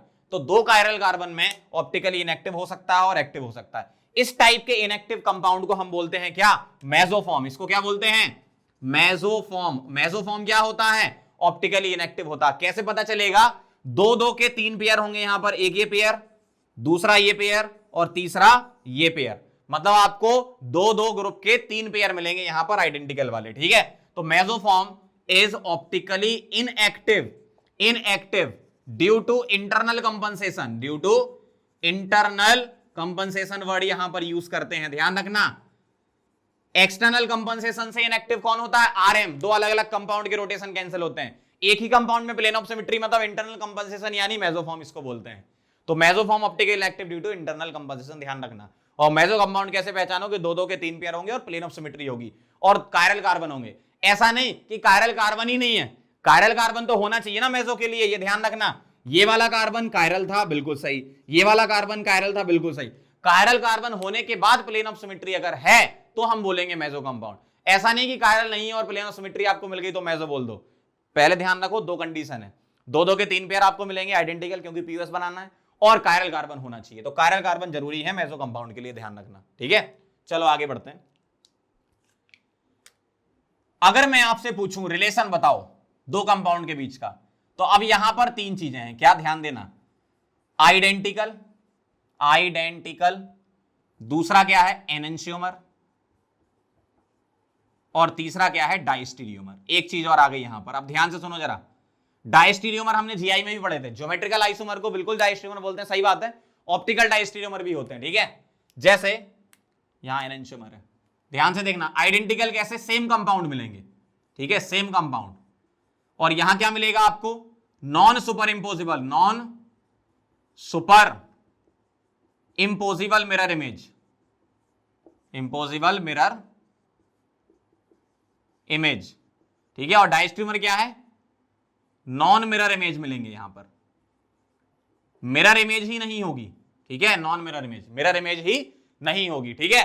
तो आइडेंटिकल एनेंटियोमर और डायस्ट्रीमर में डिफरेंस समझ में आ गया। यहां सेम कंपाउंड मिलेंगे, या कि इसको हम क्या बोल सकते हैं, होमोमर भी बोल सकते हैं, ठीक है। और एनेंटियोमर में क्या मिलेगा आपको, non superimposable mirror image मिलेगी, और डायस्ट्रीमर मिरर इमेज ही नहीं होगी, लेकिन ऑप्टिकल एक्टिव होगा, ठीक है। जैसे अगर मैं आपसे बात करूं, ध्यान से देखना, अगर आरएस के फॉर्म में बात करते हो तो आइडेंटिकल में क्या होता है, आर का आर। अच्छा, पहली बात तो ये कि ये किस में चल रहा है काम, दो कायरल कार्बन में, तो अगर यहां पहले कायरल कार्बन का आर आता है और दूसरे कंपाउंड में भी पहले कायरल कार्बन का आर आता है, ठीक है, और इसका आर और इसका आर हो जाए, मतलब लेफ्ट साइड जो पहले कार्बन में जो दो कंपाउंड, पहले कंपाउंड में जो दो कार्बन थे उनका आर आर आया और राइट साइड भी आर आर आया, तो आइडेंटिकल हो गए। एनेंटियोमर में क्या हो जाएगा, मिरर बन जाएगा, मतलब इसका कॉन्फ़िगरेशन चेंज, आर का एस, ठीक है, और आर का एस क्या हो जाए, चेंज हो जाए। यहां क्या मिलेगा, एक तो आइडेंटिकल रहे लेकिन दूसरा चेंज हो जाए, तो क्या हो जाएगा, डायस्टीरियोमर, ठीक है। और क्या हो सकता है, देखो इधर एस एस, इधर भी एस एस, यहां क्या, इधर एस एस आर आर, तो ये क्या हो जाएगा, एनेंटियोमर। और यहां एक सेम रहे और दूसरा क्या हो जाए, चेंज हो जाए, तो क्या हो जाएगा, डायस्टीरियोमर, ठीक है, इस तरीके से। अब इसको अप्लाई और भी केस हो सकते हैं यहां पर, भाई आइडेंटिकल आपको बनाना है तो आर का आर एस का एस, एक भी ये भी हो सकता है, मतलब कॉन्फ़िगरेशन चेंज नहीं हो रहे हैं, कॉन्फ़िगरेशन सेम है तो आइडेंटिकल है। अगर कॉन्फ़िगरेशन मिरर हो जा रहे हैं, आर का एस या एस का आर या एस का आर या आर का एस का आर, इस टाइप से मिरर हो जा रहे हैं तो एनेंटियोमर, और एक का चेंज हो और एक नहीं हो तो वो डायस्टीरियोमर। मैं आपको एग्जांपल से समझाता हूं, बहुत ध्यान से देखना जरा। एक एग्जांपल ले रहा हूं, CH3, यहां मैंने लगाया H, यहां OH, इधर H, इधर OH और इधर CH3, ठीक है। या एक काम करते हैं, यहां Br ले लेते हैं, यहां Br और CH3, ध्यान से देखना, CH3, इधर H, इधर OH, यहां Br, यहां H और यहां CH3, बहुत ध्यान से देखना, शॉर्ट ट्रिक भी बताऊंगा इसकी कैसे करो। CH3, OH, H, HBr, CH3, इनमें रिलेशन बताना है कि क्या रिलेशन है। आंसर अब आपके पास तीन है, क्या आंसर है, या तो आइडेंटिकल या एनेंटियोमर या डायस्टीरियोमर। ध्यान से देखो जरा, आप पहले तो डायरेक्ट चेक करो, डायरेक्ट अगर आपको कुछ मिल रहा है तो आप डायरेक्ट आंसर कर सकते हो ना, आरएस निकालने की जरूरत ही नहीं। इसको देखो, इसको देखो और इसको देखो। अच्छा, मुझे एक चीज ये दिख रही है कि इसका मिरर इमेज ये वाला है, इसका मिरर इमेज ये वाला है, क्यों, अगर मैं इधर मिरर लगाऊं तो ये मिरर इमेज हो गई, और मिरर इमेज के बाद क्या हो गया, इसको उठा के इस पे रखोगे तो नॉन सुपर इंपोसिबल। इसका मतलब मैं ये बोलूंगा कि 2 and 3 आर एनेंटियोमर, पहली बात 2 and 3 आर एनेंटियोमर, ये तो पक्का है, क्यों, non super impossible mirror image है ना। अगर मैं यहां पर मिरर लगा देता तो आप देखो इसका मिरर इमेज ही आ रहा है और नॉन सुपर इंपोसिबल है। अब जरा ध्यान से देखो जरा, अगर मैं आपसे बोलूं इसका कॉन्फ़िगरेशन बताओ, इसका कॉन्फ़िगरेशन बताओ, तो आप निकालो मत, आप अपनी तरफ से कुछ मान लो, सही हो गलत हो अपनी तरफ से मान लो। मान लो मैंने इसका कॉन्फ़िगरेशन आर बोल दिया, तो इस वाले में भी तो ये सेम सेम ग्रुप लगे हैं, मतलब left side H right side OH में भी है, तो इसका आर होगा। और इसमें मैंने स्विच कर दिया, देखो OH यहां पर राइट था, यहां लेफ्ट हो गया, तो इसका मैंने S मान लिया। भाई अगर इनका R माना तो उसका S, मुझे नहीं पता सही है लेकिन मैंने अपनी तरफ से मान लिया, सही बता रहा हूं, बिल्कुल सही ट्रिक है ये। इस वाले में क्या मान लू मैं, इस वाले में मान लेता हूं चलो R है इसका, HBr वाले का, ठीक है। तो यहां क्या है, ये पलट गया तो ये क्या हो जाएगा, यहां पर S हो जाएगा, सही है ना। अगर मैंने इसको R माना तो ये S हो जाएगा, अगर इसको R माना है तो ये भी क्या हो जाएगा, R हो जाएगा। अब देखो जरा, 2 और 3 तो एनेंटियोमर हो गए थे, 1 और 2 बताओ, R का R, R का S एक सेम रहे और एक चेंज हो जाए, डायस्टीरियोमर, तो 1 and 2 आर डायस्टीरियोमर, इस तरीके से 1 and 2 आर डायस्टीरियोमर, ठीक है। या सामने से दिख रहा है मिरर इमेज तो है ही नहीं, तो आप डायरेक्ट भी कर सकते हो, मिरर इमेज है ही नहीं। 1 और 3 भी क्या हो गए, डायस्टीरियोमर। मैंने आपको आरएस भी साथ साथ बता दिया, जबकि ये क्वेश्चन बिना आरएस के भी हो जाएगा, क्योंकि 2 और 3 में मिरर इमेज है, और 1 और 2 और 1 और 3 मिरर इमेज है ही नहीं, मिरर ही नहीं है, मतलब मिरर इमेज मिल ही नहीं रही है, तो 1 and 3 आर डायस्टीरियोमर, ये भी डायस्टीरियोमर है, समझिए। तो इस तरीके से आप अप्लाई करोगे क्वेश्चन में। अगर आपको डायरेक्ट मिल रहा है, मिरर इमेज मिल रही है, नॉन सुपर इंपोसिबल है तो एनेंटियोमर बोल दो, मिरर इमेज नहीं मिल रही है तो सीधे डायस्टीरियोमर बोल दो। आइडेंटिकल क्या होंगे, सेम कॉन्फ़िगरेशन वाले होंगे। समझ गए? फटाफट से इसको नोट करो, फिर आगे बढ़ते हैं। चलो आगे बढ़ते हैं, कुछ क्वेश्चन कर लेते हैं फटाफट से। देखो, find the relation between compound. ध्यान से देखना जरा, एक ये कायरल, एक ये कायरल, एक ये कायरल, एक ये कायरल, दो कायरल का केस है, तो मेरे पास आंसर तीन है, या तो आइडेंटिकल या एनेंटियोमर या डाइस्टेरियोमर। ठीक है, ध्यान से देखो जरा, अगर आपको पहली नजर में क्वेश्चन को देख के ही, कंपाउंड को देख के ही आइडिया लग रहा है तो अच्छी बात है, नहीं लग रहा है तो आरएस पे जाएंगे। बताओ जरा, इसको देख के आइडिया लग रहा है क्या? इसका मिरर इमेज है क्या? ये नहीं है। अगर मिरर इमेज ही नहीं है तो सीधा सीधा 1 and 2 क्या हो जाएंगे? डाइस्टेरियोमर, एनेंटियोमर थोड़ी होंगे। 1 and 2 आर क्या? डाइस्टेरियोमर, क्योंकि कायरल कार्बन है इसमें, दो कायरल कार्बन है और मिरर इमेज नहीं है, तो सीधा सीधा दिख रहा है आपको डाइस्टेरियोमर। ठीक, इसको देखो, इसको देखो, पहली नजर में कुछ लग रहा है क्या मिरर इमेज जैसा कुछ?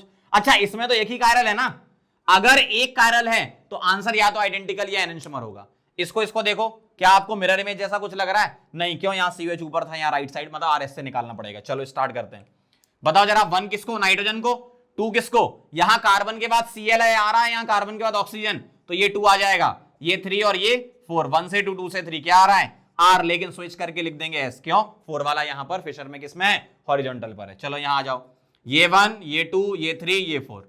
1 से 2, 2 से 3 ऐसे जाओगे, S, लेकिन स्विच कर दोगे, क्यों? 4 वाला कहां पर है? हॉरिजॉन्टल पे R, तो इसका S, इसका R स्विच हो गया। इसका मतलब मैं क्या बोलूंगा? This and this are enantiomer. समझ गया बात को कैसे निकालना एग्जाम में अगर आया तो? अगर आपको पहली नजर में दिख रहा है सामने से तो आप डायरेक्ट आंसर करो, नहीं दिख रहा है तो RS आपके लिए।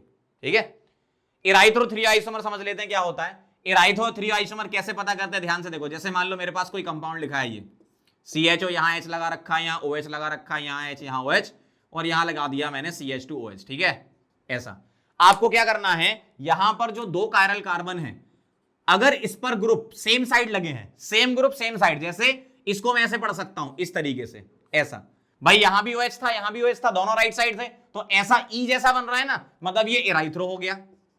इस तरीके से आप चेक कर लो।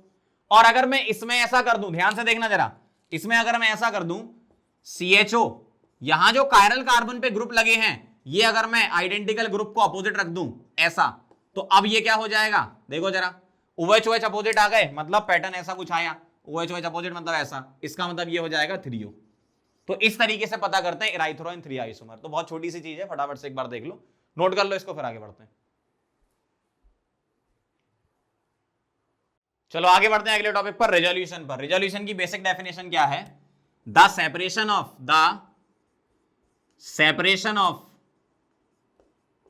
RM इंटू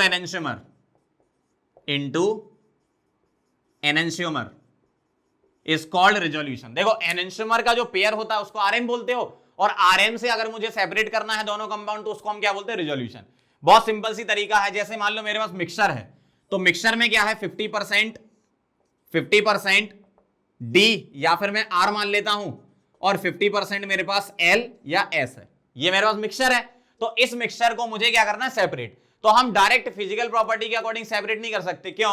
क्योंकि एनेंटियोमर की फिजिकल प्रॉपर्टी सेम होती है। हम इसको पहले कन्वर्ट करते हैं डाइस्टेरियोमर में, और फिर उसको अपन फिजिकल मेथड से सेपरेट कर लेते हैं, क्योंकि डाइस्टेरियोमर्स की फिजिकल प्रॉपर्टी डिफरेंट होती है, एनेंटियोमर की सेम होती है। तो पहले इसको डाइस्टेरियोमर मिक्सचर में कन्वर्ट करो और फिर उसको सेपरेट करो। जैसे अगर मान लो मैं इसकी रिएक्शन करा दूं किसी ऑप्टिकल एक्टिव रिएजेंट के साथ, ऑप्टिकल एक्टिव रिएजेंट के साथ, ठीक है, और मैंने मान लिया उसमें उसका कॉन्फ़िगरेशन R है, तो यहां जो दोनों कंपाउंड हैं जब वो इससे मिलेंगे तो RR और SR के दो कंपाउंड बन जाएंगे। तो RR का एक बनेगा प्लस S के साथ R का एक मिक्सचर बनेगा, और ये दोनों आपस में क्या हो गए? ये और ये आपस में क्या हो गए? ये हो गए आपस में डाइस्टेरियोमर। तो होगा क्या, जब मेरे पास मिक्सचर में क्या था? R और S था, उसमें मैंने ऑप्टिकल एक्टिव रिएजेंट डाला तो रिएक्शन हुई, तो RR और SR ये दो बन गए और आपस में डाइस्टेरियोमर हैं। अब इनको हम फिजिकल मेथड से सेपरेट कर सकते हैं, तो मुझे RR अलग मिल जाएगा, SR अलग मिल जाएगा, और फिर हम क्या करेंगे? सेपरेशन कर देंगे रिएजेंट का, मतलब रिएजेंट से क्या कर देंगे? इसका सेपरेशन कर देंगे, तो R आपको अलग मिल जाएगा और S आपको अलग मिल जाएगा। इस तरीके से होता है, ज्यादा डिटेल में जाने की जरूरत नहीं है, आप सिर्फ डेफिनेशन ध्यान रखना। मैंने थोड़ा समझाने की कोशिश की, अगर समझ आया तो अच्छी बात है, नहीं आया तो बस डेफिनेशन ध्यान रखना। आगे चलते हैं DL कॉन्फ़िगरेशन पर। रिलेटिव कॉन्फ़िगरेशन होता है DL। DL कॉन्फ़िगरेशन किसके लिए अपन अप्लाई करते हैं? यूजुअली कार्बोहाइड्रेट के लिए अप्लाई करते हैं। जैसे मान लो मेरे पास ग्लिसरैल्डिहाइड है CHO, HOH और CH2OH। आप अमीनो एसिड में भी इसको अप्लाई करते हो, कार्बोहाइड्रेट में यूजुअली अपन देखते हैं। क्या करना है, अगर एक कायरल कार्बन है तो आपको यह देखना है कि OH अगर राइट है, OH कहां है, राइट है, तो हो जाएगा D, और OH अगर लेफ्ट है तो हो जाएगा L।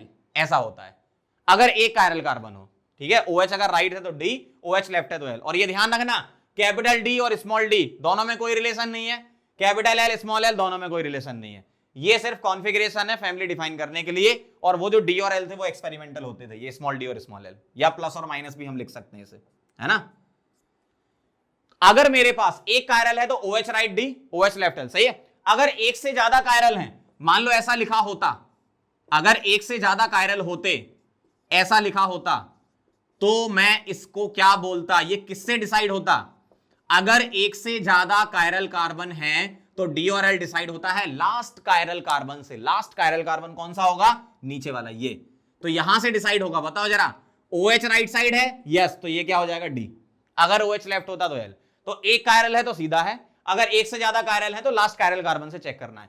इसी तरीके से आप अमीनो एसिड में अप्लाई कर सकते हो। जैसे मान लो मेरे पास ऐसा लिखा है COH HNH2 और यहां CH2OH, तो अगर मेरे पास NH2 राइट है, NH2 राइट है तो D, और अगर NH2 कहां है, लेफ्ट है, तो क्या हो जाएगा L।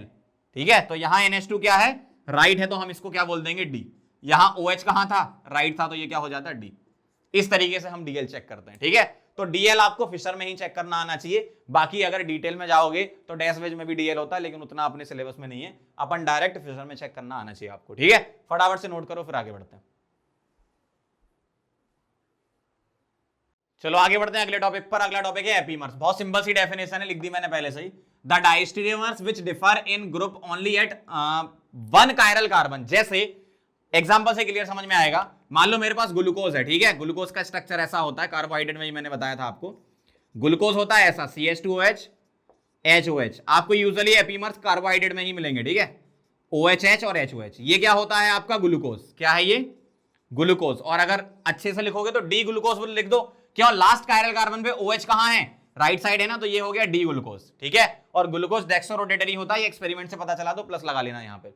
तो जो डी ग्लूकोज है, इसमें अगर मैं एक काम करूं, अगर आपके सामने ये लिखा है और ऐसा लिखा है, और आपसे पूछा गया बताओ क्या ये दोनों आपस में एपीमर हैं, ध्यान से देखना जरा, HOH HOH OHH और OHH, क्या ये दोनों आपस में एपीमर है। कैसे पता करोगे, कार्बोहाइड्रेट्स में सभी कार्बन का कॉन्फ़िगरेशन सेम होगा, सिर्फ एक कार्बन का अलग होगा। देखो यहां पर इसका इसका इसका इसका इसका इसका सेम है, बस यहां ये जो कार्बन है, कौन सा वाला, ये वाला कार्बन और ये कार्बन, ध्यान से देखो, इसका कॉन्फ़िगरेशन पलट गया, तो ये दोनों आपस में क्या होंगे। अगर मैं इसको 1 और इसको 2 लिखूंगा तो लिखूंगा 1 and 2 are epimer, 1 and 2 are epimer. इस तरीके से चेक करोगे तो एपीमर क्या होते हैं, डाइस्ट्रोमर ही होते हैं। ठीक है, और क्या रिलेशन है एपीमर, कैसे पहचानोगे, कार्बोहाइड्रेट्स में सभी कार्बन का कॉन्फ़िगरेशन सेम, सिर्फ एक जगह डिफरेंट हो जाएगा तो वैसे भी डाइस्ट्रोमर बन ही जाएंगे, क्योंकि मिरर इमेज मिलेगा नहीं, और उसको हम एपीमर बोलने लगेंगे कार्बोहाइड्रेट्स में। ठीक है, अगला है एनोमर्स। एनोमर्स मैंने आपको कार्बोहाइड्रेट चैप्टर में भी बताया था, क्या अपने पास जो ग्लूकोज का साइक्लिक स्ट्रक्चर बनता था ना, तो वो जो है वो एनोमर्स होते हैं। तो मैं एक बार फिर लिख देता हूं, alpha D plus glucose, alpha D plus glucose या glucopyranose and beta D plus glucopyranose या ग्लूकोज, क्या होते हैं ये आपस में एनोमर्स होते हैं। ध्यान रखना, स्ट्रक्चर कार्बोहाइड्रेट चैप्टर में अगर आपको याद करना तो वहां जाके देख सकते हो। ठीक है, अभी तो फटाफट से एनोमर के बारे में लिख दिया मैंने, क्या कि अल्फा डी ग्लूकोज और बीटा डी ग्लूकोज आपस में क्या है, एनोमर्स हैं। एनोमर्स कहां आते हैं, जब हम साइक्लिक स्ट्रक्चर बनाते हैं ग्लूकोज का, उस जगह आते हैं ये, मतलब इन दोनों में रिलेशन एनोमर्स होता है। इसका एक इंपॉर्टेंट पॉइंट है, क्या बताना जरा, ऑल डाइस्टीरियोमर्स आर एपीमर्स। क्या ये बात सही है, नहीं, गलत है। क्यों, कुछ डाइस्टीरियोमर तो ज्योमेट्रिकल आइसोमर भी तो होते हैं, तो उसको हम एपीमर थोड़ी बोलने लगेंगे। ठीक है, अगर ऐसा लिखा है ऑल एपीमर्स आर डाइस्टीरियोमर्स, तो बात सही है, क्योंकि सारे एपीमर क्या हैं, डाइस्टीरियोमर है, ये बात सही है। लेकिन सारे डाइस्टीरियोमर एपीमर नहीं है, ये भी बात सही है। ठीक है, फटाफट से इसको नोट करो, फिर आगे बढ़ते हैं।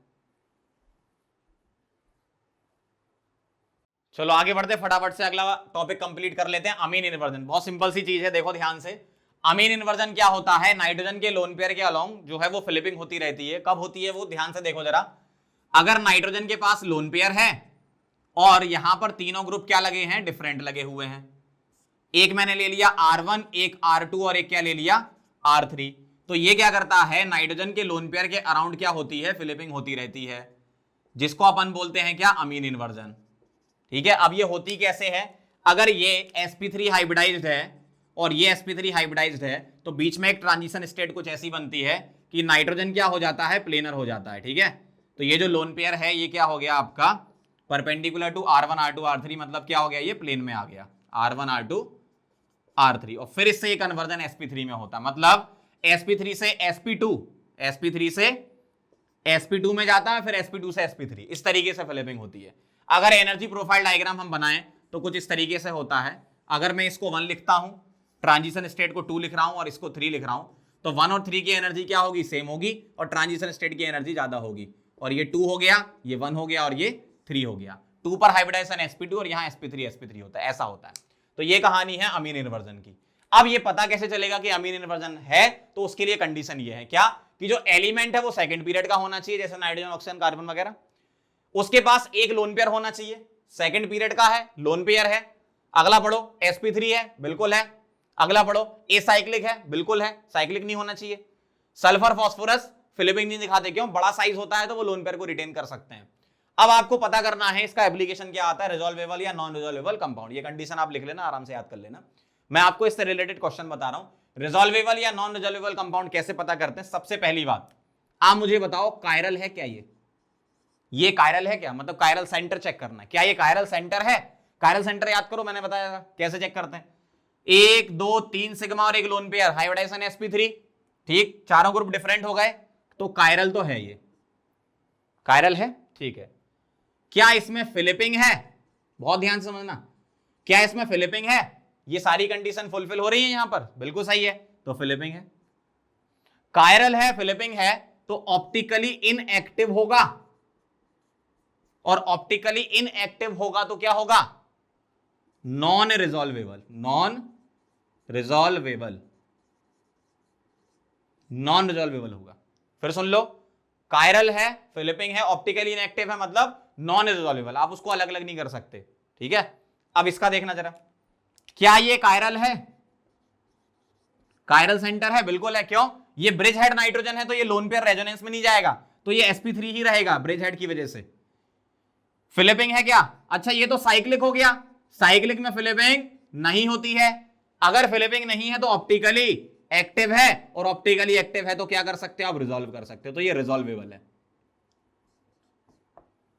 बहुत सिंपल चीज है, कायरल है, फिलिपिंग है तो नॉन रिजॉल्वेबल, ऑप्टिकली इनएक्टिव, कायरल है, फिलिपिंग नहीं है तो ऑप्टिकली एक्टिव, रिजॉल्वेबल। इस तरीके से चेक करते हैं, समझ गए बात को, फटाफट से इसको नोट करो, फिर अपन चलते हैं नंबर ऑफ OI काउंट कर लेते हैं। ठीक है, लिख लो इसको। चलो आगे बढ़ते हैं अगले टॉपिक पर। ऑप्टिकल आइसोमेरिज्म का जो काउंटिंग है, नंबर निकालने वाला, अभी थोड़ी देर बाद करेंगे, उसके पहले अपन ये समझ लेते हैं, क्यूमुलेटिव डबल बॉन्ड वाला केस, स्पाइरिन वाला केस, बाइफेनाइल, टर्फेनाइल, इन सब में ऑप्टिकल आइसोमेरिज्म एग्जिबिशन कैसे चेक करना है, हमें लगाना प्लेन ऑफ सिमेट्री और सेंटर ऑफ सिमेट्री का कॉन्सेप्ट ही है। पहले हम ये समझ लेते हैं, फिर हम नंबर ऑफ जो कैलकुलेशन है नंबर की ऑप्टिकल आइसोमेरिज्म की वो करेंगे। तो समझो जरा क्या है, क्यूमुलेटिव डबल बॉन्ड की अगर मैं बात करूं तो आपको क्या देखना है, even number of cumulative double bond, क्या देखना है, even number of cumulative double bond अगर होंगे तो ऑप्टिकल आइसोमेरिज्म एग्जिबिट कर सकता है, बस एंड पे ग्रुप डिफरेंट होने चाहिए ताकि प्लेन ऑफ सिमेट्री ना बने। जैसे अगर मेरे पास ऐसा लिखा है C, यहां मैंने लगा दिया A, यहां लगा दिया B, और यहां मैंने लगा दिया A और यहां लगा दिया B, क्योंकि इवन नंबर के जो डबल बॉन्ड है उसमें होता क्या है, अगर ये वर्टिकल प्लेन है तो ये हॉरिजॉन्टल प्लेन होगा, इस तरीके से, मतलब दोनों प्लेन एक दूसरे के परपेंडिकुलर होंगे।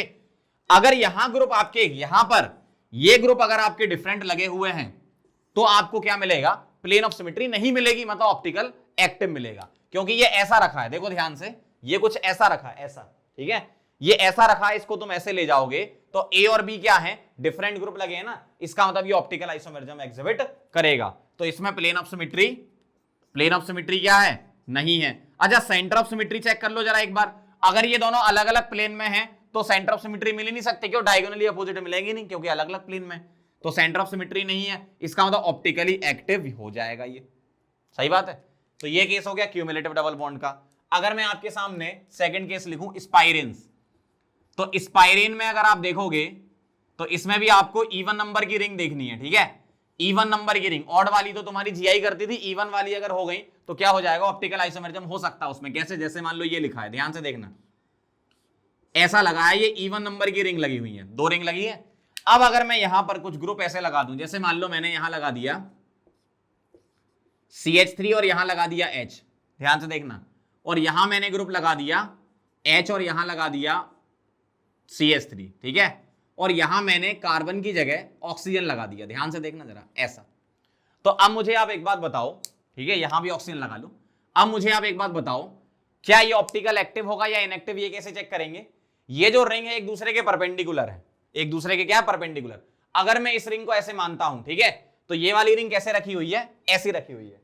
तो जब आप इसको काटोगे तो ध्यान से देखो जरा, प्लेन ऑफ सिमेट्री मिलेगी नहीं, क्या ऊपर ऑक्सीजन है और यहां नीचे क्या है, कार्बन है, तो सिमेट्री नहीं मिलेगी। आप यहां से देखो या यहां से देखो, मतलब पीओएस इसमें क्या होगा, नहीं होगा, और सीओएस इसमें नहीं होगा। ना तो इसमें पीओएस है ना सीओएस है, क्योंकि अलग अलग प्लेन में है, तो ये ऑप्टिकली एक्टिव होगा।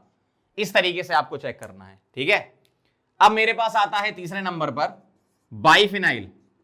बाइफिनाइल रिंग की अगर मैं बात करूं, ध्यान से देखना जरा, अगर मैं बाइफिनाइल लेता हूं तो मुझे एक चीज का ध्यान रखना है, बाइफिनाइल में क्या होता है, अगर मैं ऑर्थो पोजीशन पर बल्कि ग्रुप लगा देता हूं तो रिंग का प्लेन एक दूसरे के अलग अलग हो जाता है। बस यहां पर ग्रुप क्या चेक करने तुम्हें, अलग अलग। अगर यहां ए लगा है तो यहां कोई दूसरा बी लगा दो, यहां ए लगा है तो यहां क्या लगा दो, बी लगा दो, ताकि ये जो रिंग एक दूसरे के परपेंडिकुलर है। ये भी सेम वैसा ही है, ऑर्थो में रिपल्सन की वजह से ये बल्कि ग्रुप क्या होंगे, ए बी बी, ये सब क्या होंगे आपके, NO2 हो गया, ठीक है, मिथाइल हो गया, CH3, ये आपका क्या नाम है, SO3H हो गया, COH हो गया, ETC, इस टाइप के ग्रुप आपको मिले। हेलोजेंस में Br Cl F, ये सारे ग्रुप हो गए, Br Cl I सॉरी, ये सारे ग्रुप हो गए, बल्कि ग्रुप होने चाहिए।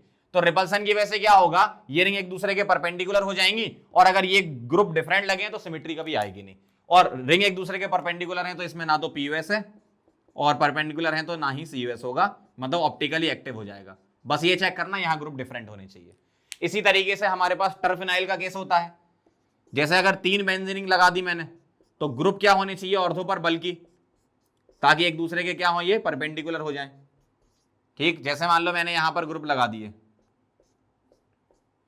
बस ये चेक कर लो यहां पर ए और बी क्या होना चाहिए, डिफरेंट होने चाहिए ग्रुप, ठीक है, ताकि आपको सिमेट्री यहां पर ना मिले, ठीक। यहां मैं एक्स वाई लगा देता हूं, बीच वाले में सेम हो जाए कोई दिक्कत नहीं, लेकिन यहां टर्मिनल पे ग्रुप क्या होने चाहिए, मतलब टर्मिनल वाली रिंग के ऑर्थो पोजीशन पे ग्रुप डिफरेंट होना चाहिए। तो आपको ना तो कभी पीयूएस मिलेगा ना ही आपको सीयूएस मिलेगा, मतलब ऑप्टिकली एक्टिव हो जाएगा। मींस आपको चेक क्या करना है, सिमेट्री देख लो बस। अगर सिमेट्री आ रही है, प्लेन ऑफ सिमेट्री या सेंटर ऑफ सिमेट्री आ रही है तो इनएक्टिव बोल देना, नहीं तो एक्टिव बोल देना, सीधा सा केस है। बस इवन नंबर में क्या होता है, एक दूसरे के परपेंडिकुलर होती है। यहां पर इवन नंबर की रिंग हो और इवन नंबर के डबल हो, यहां 2 रिंग हो या 3 रिंग हो, आपको पीयूएस से चलना है, ठीक है, पीयूएस या सीयूएस से चलना है, ठीक है। फटाफट से इसको नोट करो, फिर आगे बढ़ते हैं। चलो आगे बढ़ते हैं। स्पेशल केसेस में ऑप्टिकल आइसोमेरिज्म एग्जिबिशन के क्वेश्चन कर लेते हैं अपन फटाफट से। जैसे मान लो ये है बाइफिनाइल है, यहां बल्कि ग्रुप लगे हैं तो एक दूसरे को रिपेल करेंगे, तो ये अगर इस प्लेन में रिंग है, ठीक है, तो ये परपेंडिकुलर हो जाएगी। जैसे मान लो ऐसी हो गई है, कैसी, ऐसी। तो अब अगर आप इससे काटोगे, इस रिंग को अगर मैंने प्लेन में ले लिया तो इससे काटूंगा तो ऐसा दिखेगा आपको, ये और ये ग्रुप डिफरेंट है तो पीयूएस मिलेगी नहीं, और रिंग एक दूसरे के अपोजिट प्लेन में है तो सीयूएस भी नहीं मिलेगी। तो ना तो इसमें पीयूएस है ना सीयूएस है, मतलब ऑप्टिकल एक्टिव हो गया सीधा सीधा, ठीक है, तो ऑप्टिकली एक्टिव हो जाएगा ये।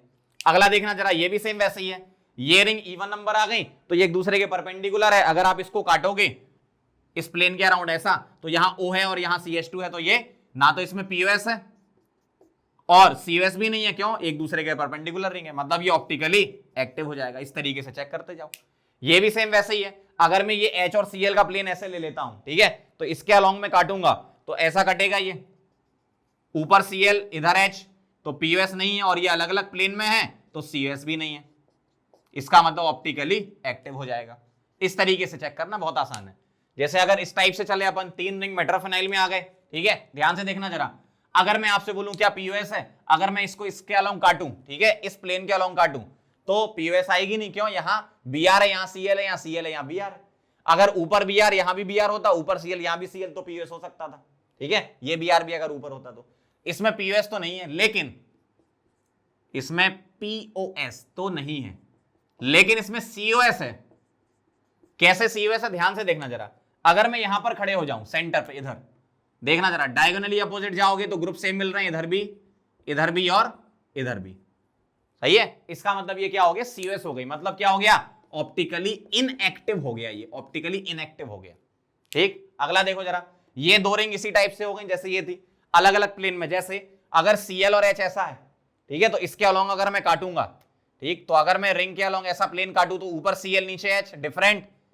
POS नहीं है, COS भी नहीं है, क्योंकि अलग अलग प्लेन में है ये। इसका मतलब ऑप्टिकली एक्टिव हो जाएगा। बहुत आसान है। अगला देखना जरा, एक लास्ट और देख लो। अगर मैं इसमें प्लेन ढूंढूं, क्या ये प्लेन ले सकता हूं? नहीं। NHCO, यहां CONH। क्या मैं ये प्लेन ले सकता हूं? नहीं। क्यों? यहां Me और यहां H। लेकिन इसमें सेंटर ऑफ सिमेट्री है। कैसे? यहां NH मिला फिर Me मिला, यहां NH मिला फिर Me मिला, डायगोनली अपोजिट। CO के बाद H और यहां CO के बाद H। मतलब इसमें POS तो नहीं थी, लेकिन COS इसमें थी, जिसकी वजह से ये क्या हो गया, ऑप्टिकली इनएक्टिव हो गया। इस तरीके से आपको चेक करना है। और खैर ये थोड़े से और अच्छे टाइप के क्वेश्चन है। इतना जेई मेन और नीट में मतलब रेयर चांस है आने के, पहली बात बता रहा हूं। तो इनको अगर आप छोड़ भी दो तो भी कोई दिक्कत नहीं, एक कायरल और दो कायरल वाला कर लेना। लेकिन मैंने एक बार बता दिया कि अगर सपोज आ गया क्वेश्चन, क्योंकि क्वेश्चन तो कुछ भी आ सकता है ऑप्टिकल आइसोमेरिज्म एग्जीबिशन पर बेस्ड, भाई 3 ऑप्शन में सिंपल डाल दिए, चौथा ऑप्शन इनमें से कोई एक डाल दिया, तो आपको बस एक बार देखना आना चाहिए कि किस तरीके से करना है। ठीक है, बाकी फोकस आपको कायरल कार्बन 1 और 2 में करना है। ठीक है, फटाफट से नोट करो, फिर एक लास्ट टॉपिक और इसको खत्म करते हैं। नंबर ऑफ कैलकुलेशन देख लेते हैं अपन ऑप्टिकल आइसोमेरिज्म के नंबर निकालने के। ठीक है, फटाफट से इसको लिख लो पहले। चलो आगे बढ़ते हैं, हम देख रहे हैं आगे calculation of number of OI। ठीक है, ध्यान से देखना जरा। पहला केस है अगर मॉलिक्यूल डिसिमेट्रिक हो। जैसे अगर मॉलिक्यूल डिसिमेट्रिक है तो पहले तो फॉर्मूला लिख दूं मैं जरा। टोटल OI होता है 2 की पावर n, और n को मैं बोल रहा हूं स्टीरियोजेनिक एरिया। स्टीरियोजेनिक एरिया मतलब जहां पर OI एग्जीबिशन हो रहा हो। ठीक है, स्टीरियोजेनिक एरिया मतलब OI एग्जीबिशन वाली जगह चाहिए। OI एग्जिबिट्स, जहां पर OI एग्जिबिट हो रहा हो वो वाली जगह चाहिए। जैसे अगर मैं आपके सामने लिखूं, ध्यान से देखना जरा, CH3 CHOH CHOH CH2OH, ध्यान से देखना जरा। ठीक है, अब यहां पर जो स्टीरियोजेनिक एरिया है इसमें OI एग्जीबिशन तो चाहिए। अगर कायरल कार्बन है तो कायरल कार्बन होना चाहिए। यहां पे देखो जरा ध्यान से, जैसे ये हो गया, ये कायरल कार्बन मतलब ये OI एग्जीबिशन वाली जगह हम मान लेंगे। ठीक है, ये कायरल कार्बन, ये OI एग्जीबिशन वाली जगह है। तो n की वैल्यू क्या हो गई इसमें n की वैल्यू हो गई आपकी 2, और कोई सिमेट्री नहीं है, डिसिमेट्रिक है, यानी नीचे CH2H और ऊपर CH3 है ना। इसका मतलब टोटल OI क्या होगा, 2 की पावर 2 मतलब 4। इस तरीके से चलना है आपको।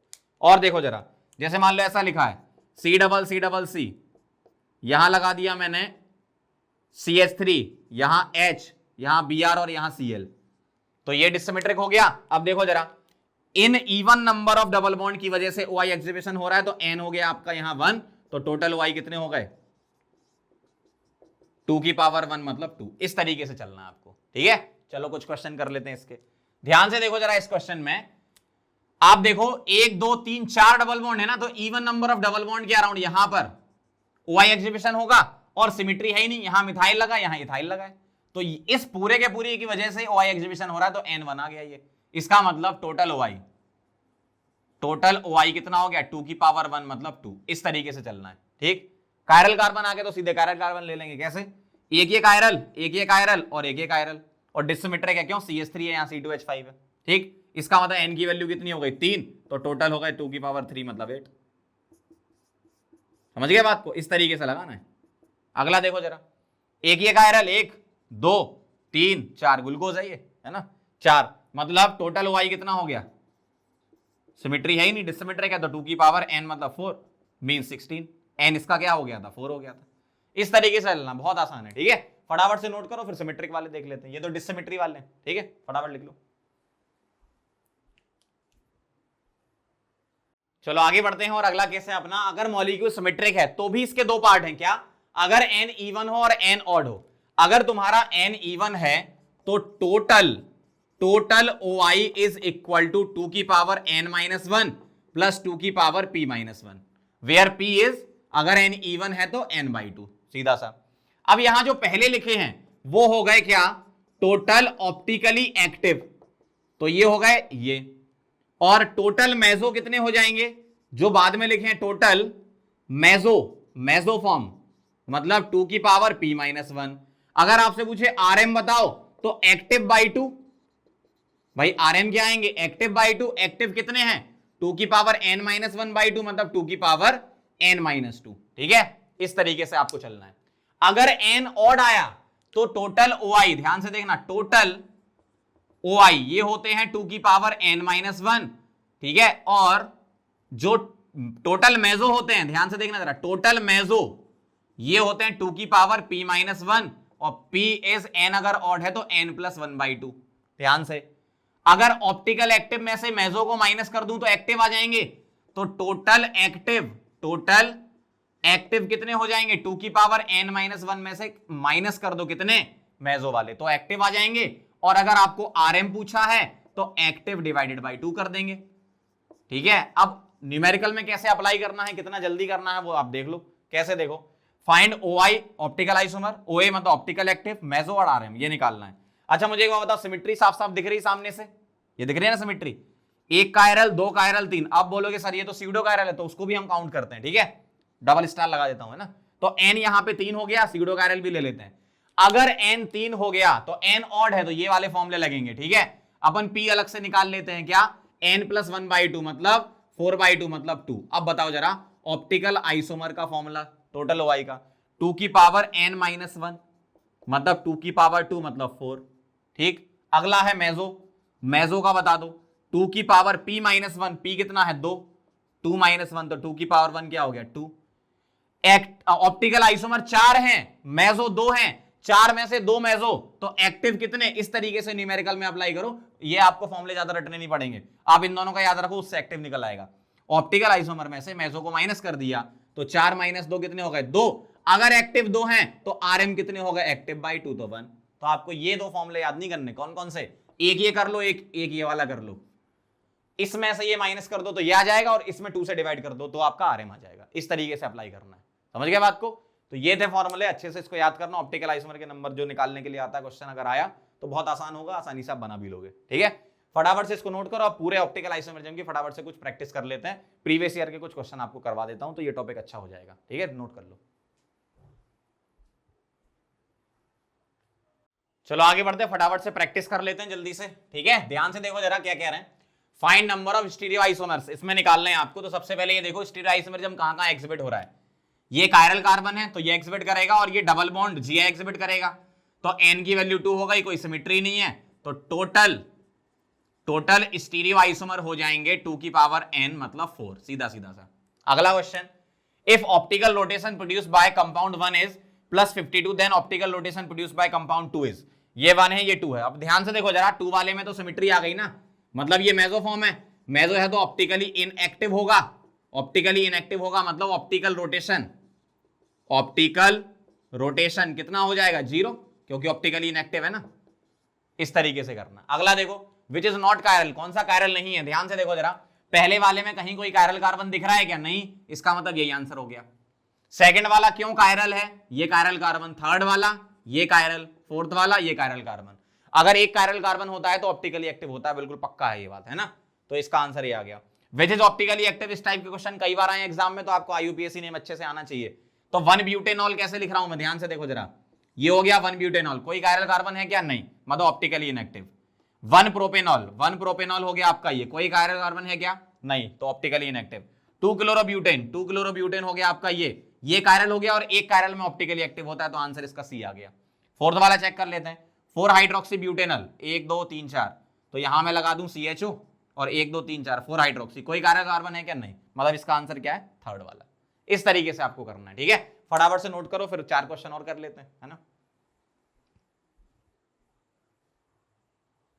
चलो आगे बढ़ते, 4-5 क्वेश्चन और कर लेते हैं, खत्म करते हैं इसको। देखो, विच रिप्रेजेंट R कॉन्फिगरेशन, ये निकालना है आपको, तो इसको पकड़ो जरा कायरल कार्बन को, CIP रूल लगा रहा हूं, ये 1 ये 2 ये 3 ये 4, कैसे जाओगे, एंटी क्लॉकवाइज, क्या आएगा S, H वाला कहां है फिशर में, वर्टिकल पे, स्विच नहीं करना है, इसमें आ जाओ, ये 1 ये 2 ये 3 ये 4, ऐसे जाओगे आप, तो क्या आएगा R, लेकिन स्विच करके क्या लिख दोगे S, क्योंकि 4 वाला जो है वो हॉरिजॉन्टल पे है। इसमें देखो जरा, ये 1, ये 2, ये 3, ये 4, ऐसे जाओगे, क्या आएगा R, 4 वाला कहां पर है, वर्टिकल पे है, तो स्विच नहीं करेंगे तो आंसर C आ जाएगा। अगला चेक कर लेते हैं एक बार, 1 2 3 4, ऐसे जाओगे R आएगा, स्विच कर दोगे S, क्यों, 4 वाला आपका कहां पर है, हॉरिजॉन्टल पर है, ठीक है। अगला देखना जरा, इसका आंसर चेन नहीं है ना। अगला, विच में एग्जिस्ट एनेंशियोमॉर्फ्स, मतलब एनेंशियो आइसोमर एग्जिबिट करें, मतलब एनेंशियो आइसोमरिज्म होना चाहिए, मतलब एनेंशियोमर्स होना चाहिए। चलो आगे बढ़ो। क्या इसमें कायरल कार्बन है क्या, नहीं, गलत। क्या इसमें कायरल कार्बन है क्या, नहीं, गलत। क्या इसमें कायरल कार्बन है क्या, नहीं, गलत। डी वाले में यहां कायरल कार्बन आ गया ना, क्यों, एक H, एक मिथाइल, एक इथाइल और एक NH2, मतलब ये एनेंशियोमर पेयर बनाएगा अपना, डी आंसर। अगला देखो, विच एग्जिबिट्स कायरलिटी, चेक करना जरा, 2 मिथाइल हेक्स, इस टाइप के क्वेश्चन बहुत आए एग्जाम में, है ना, ये ध्यान रखना।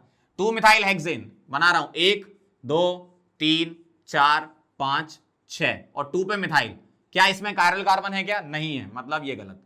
नियोपेंटेन ऐसा होता है, कायरल कार्बन है क्या, नहीं, गलत।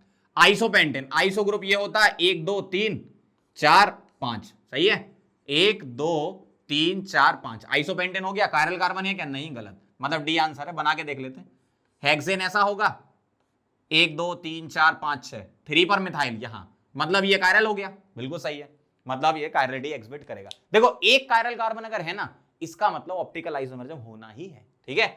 अगला देखो जरा, इसमें बताना है RSZE, ZE की तो बात ही नहीं आती, क्यों, कायरल कार्बन है, तो ये तो ऐसे ही काट दो। RS चेक कर लो, मैंने बताया था आपको डैश पेज में, थोड़ा सा करेक्शन कर लेना, यहां पर OH है, ठीक है, HH लिख दिया, OH है।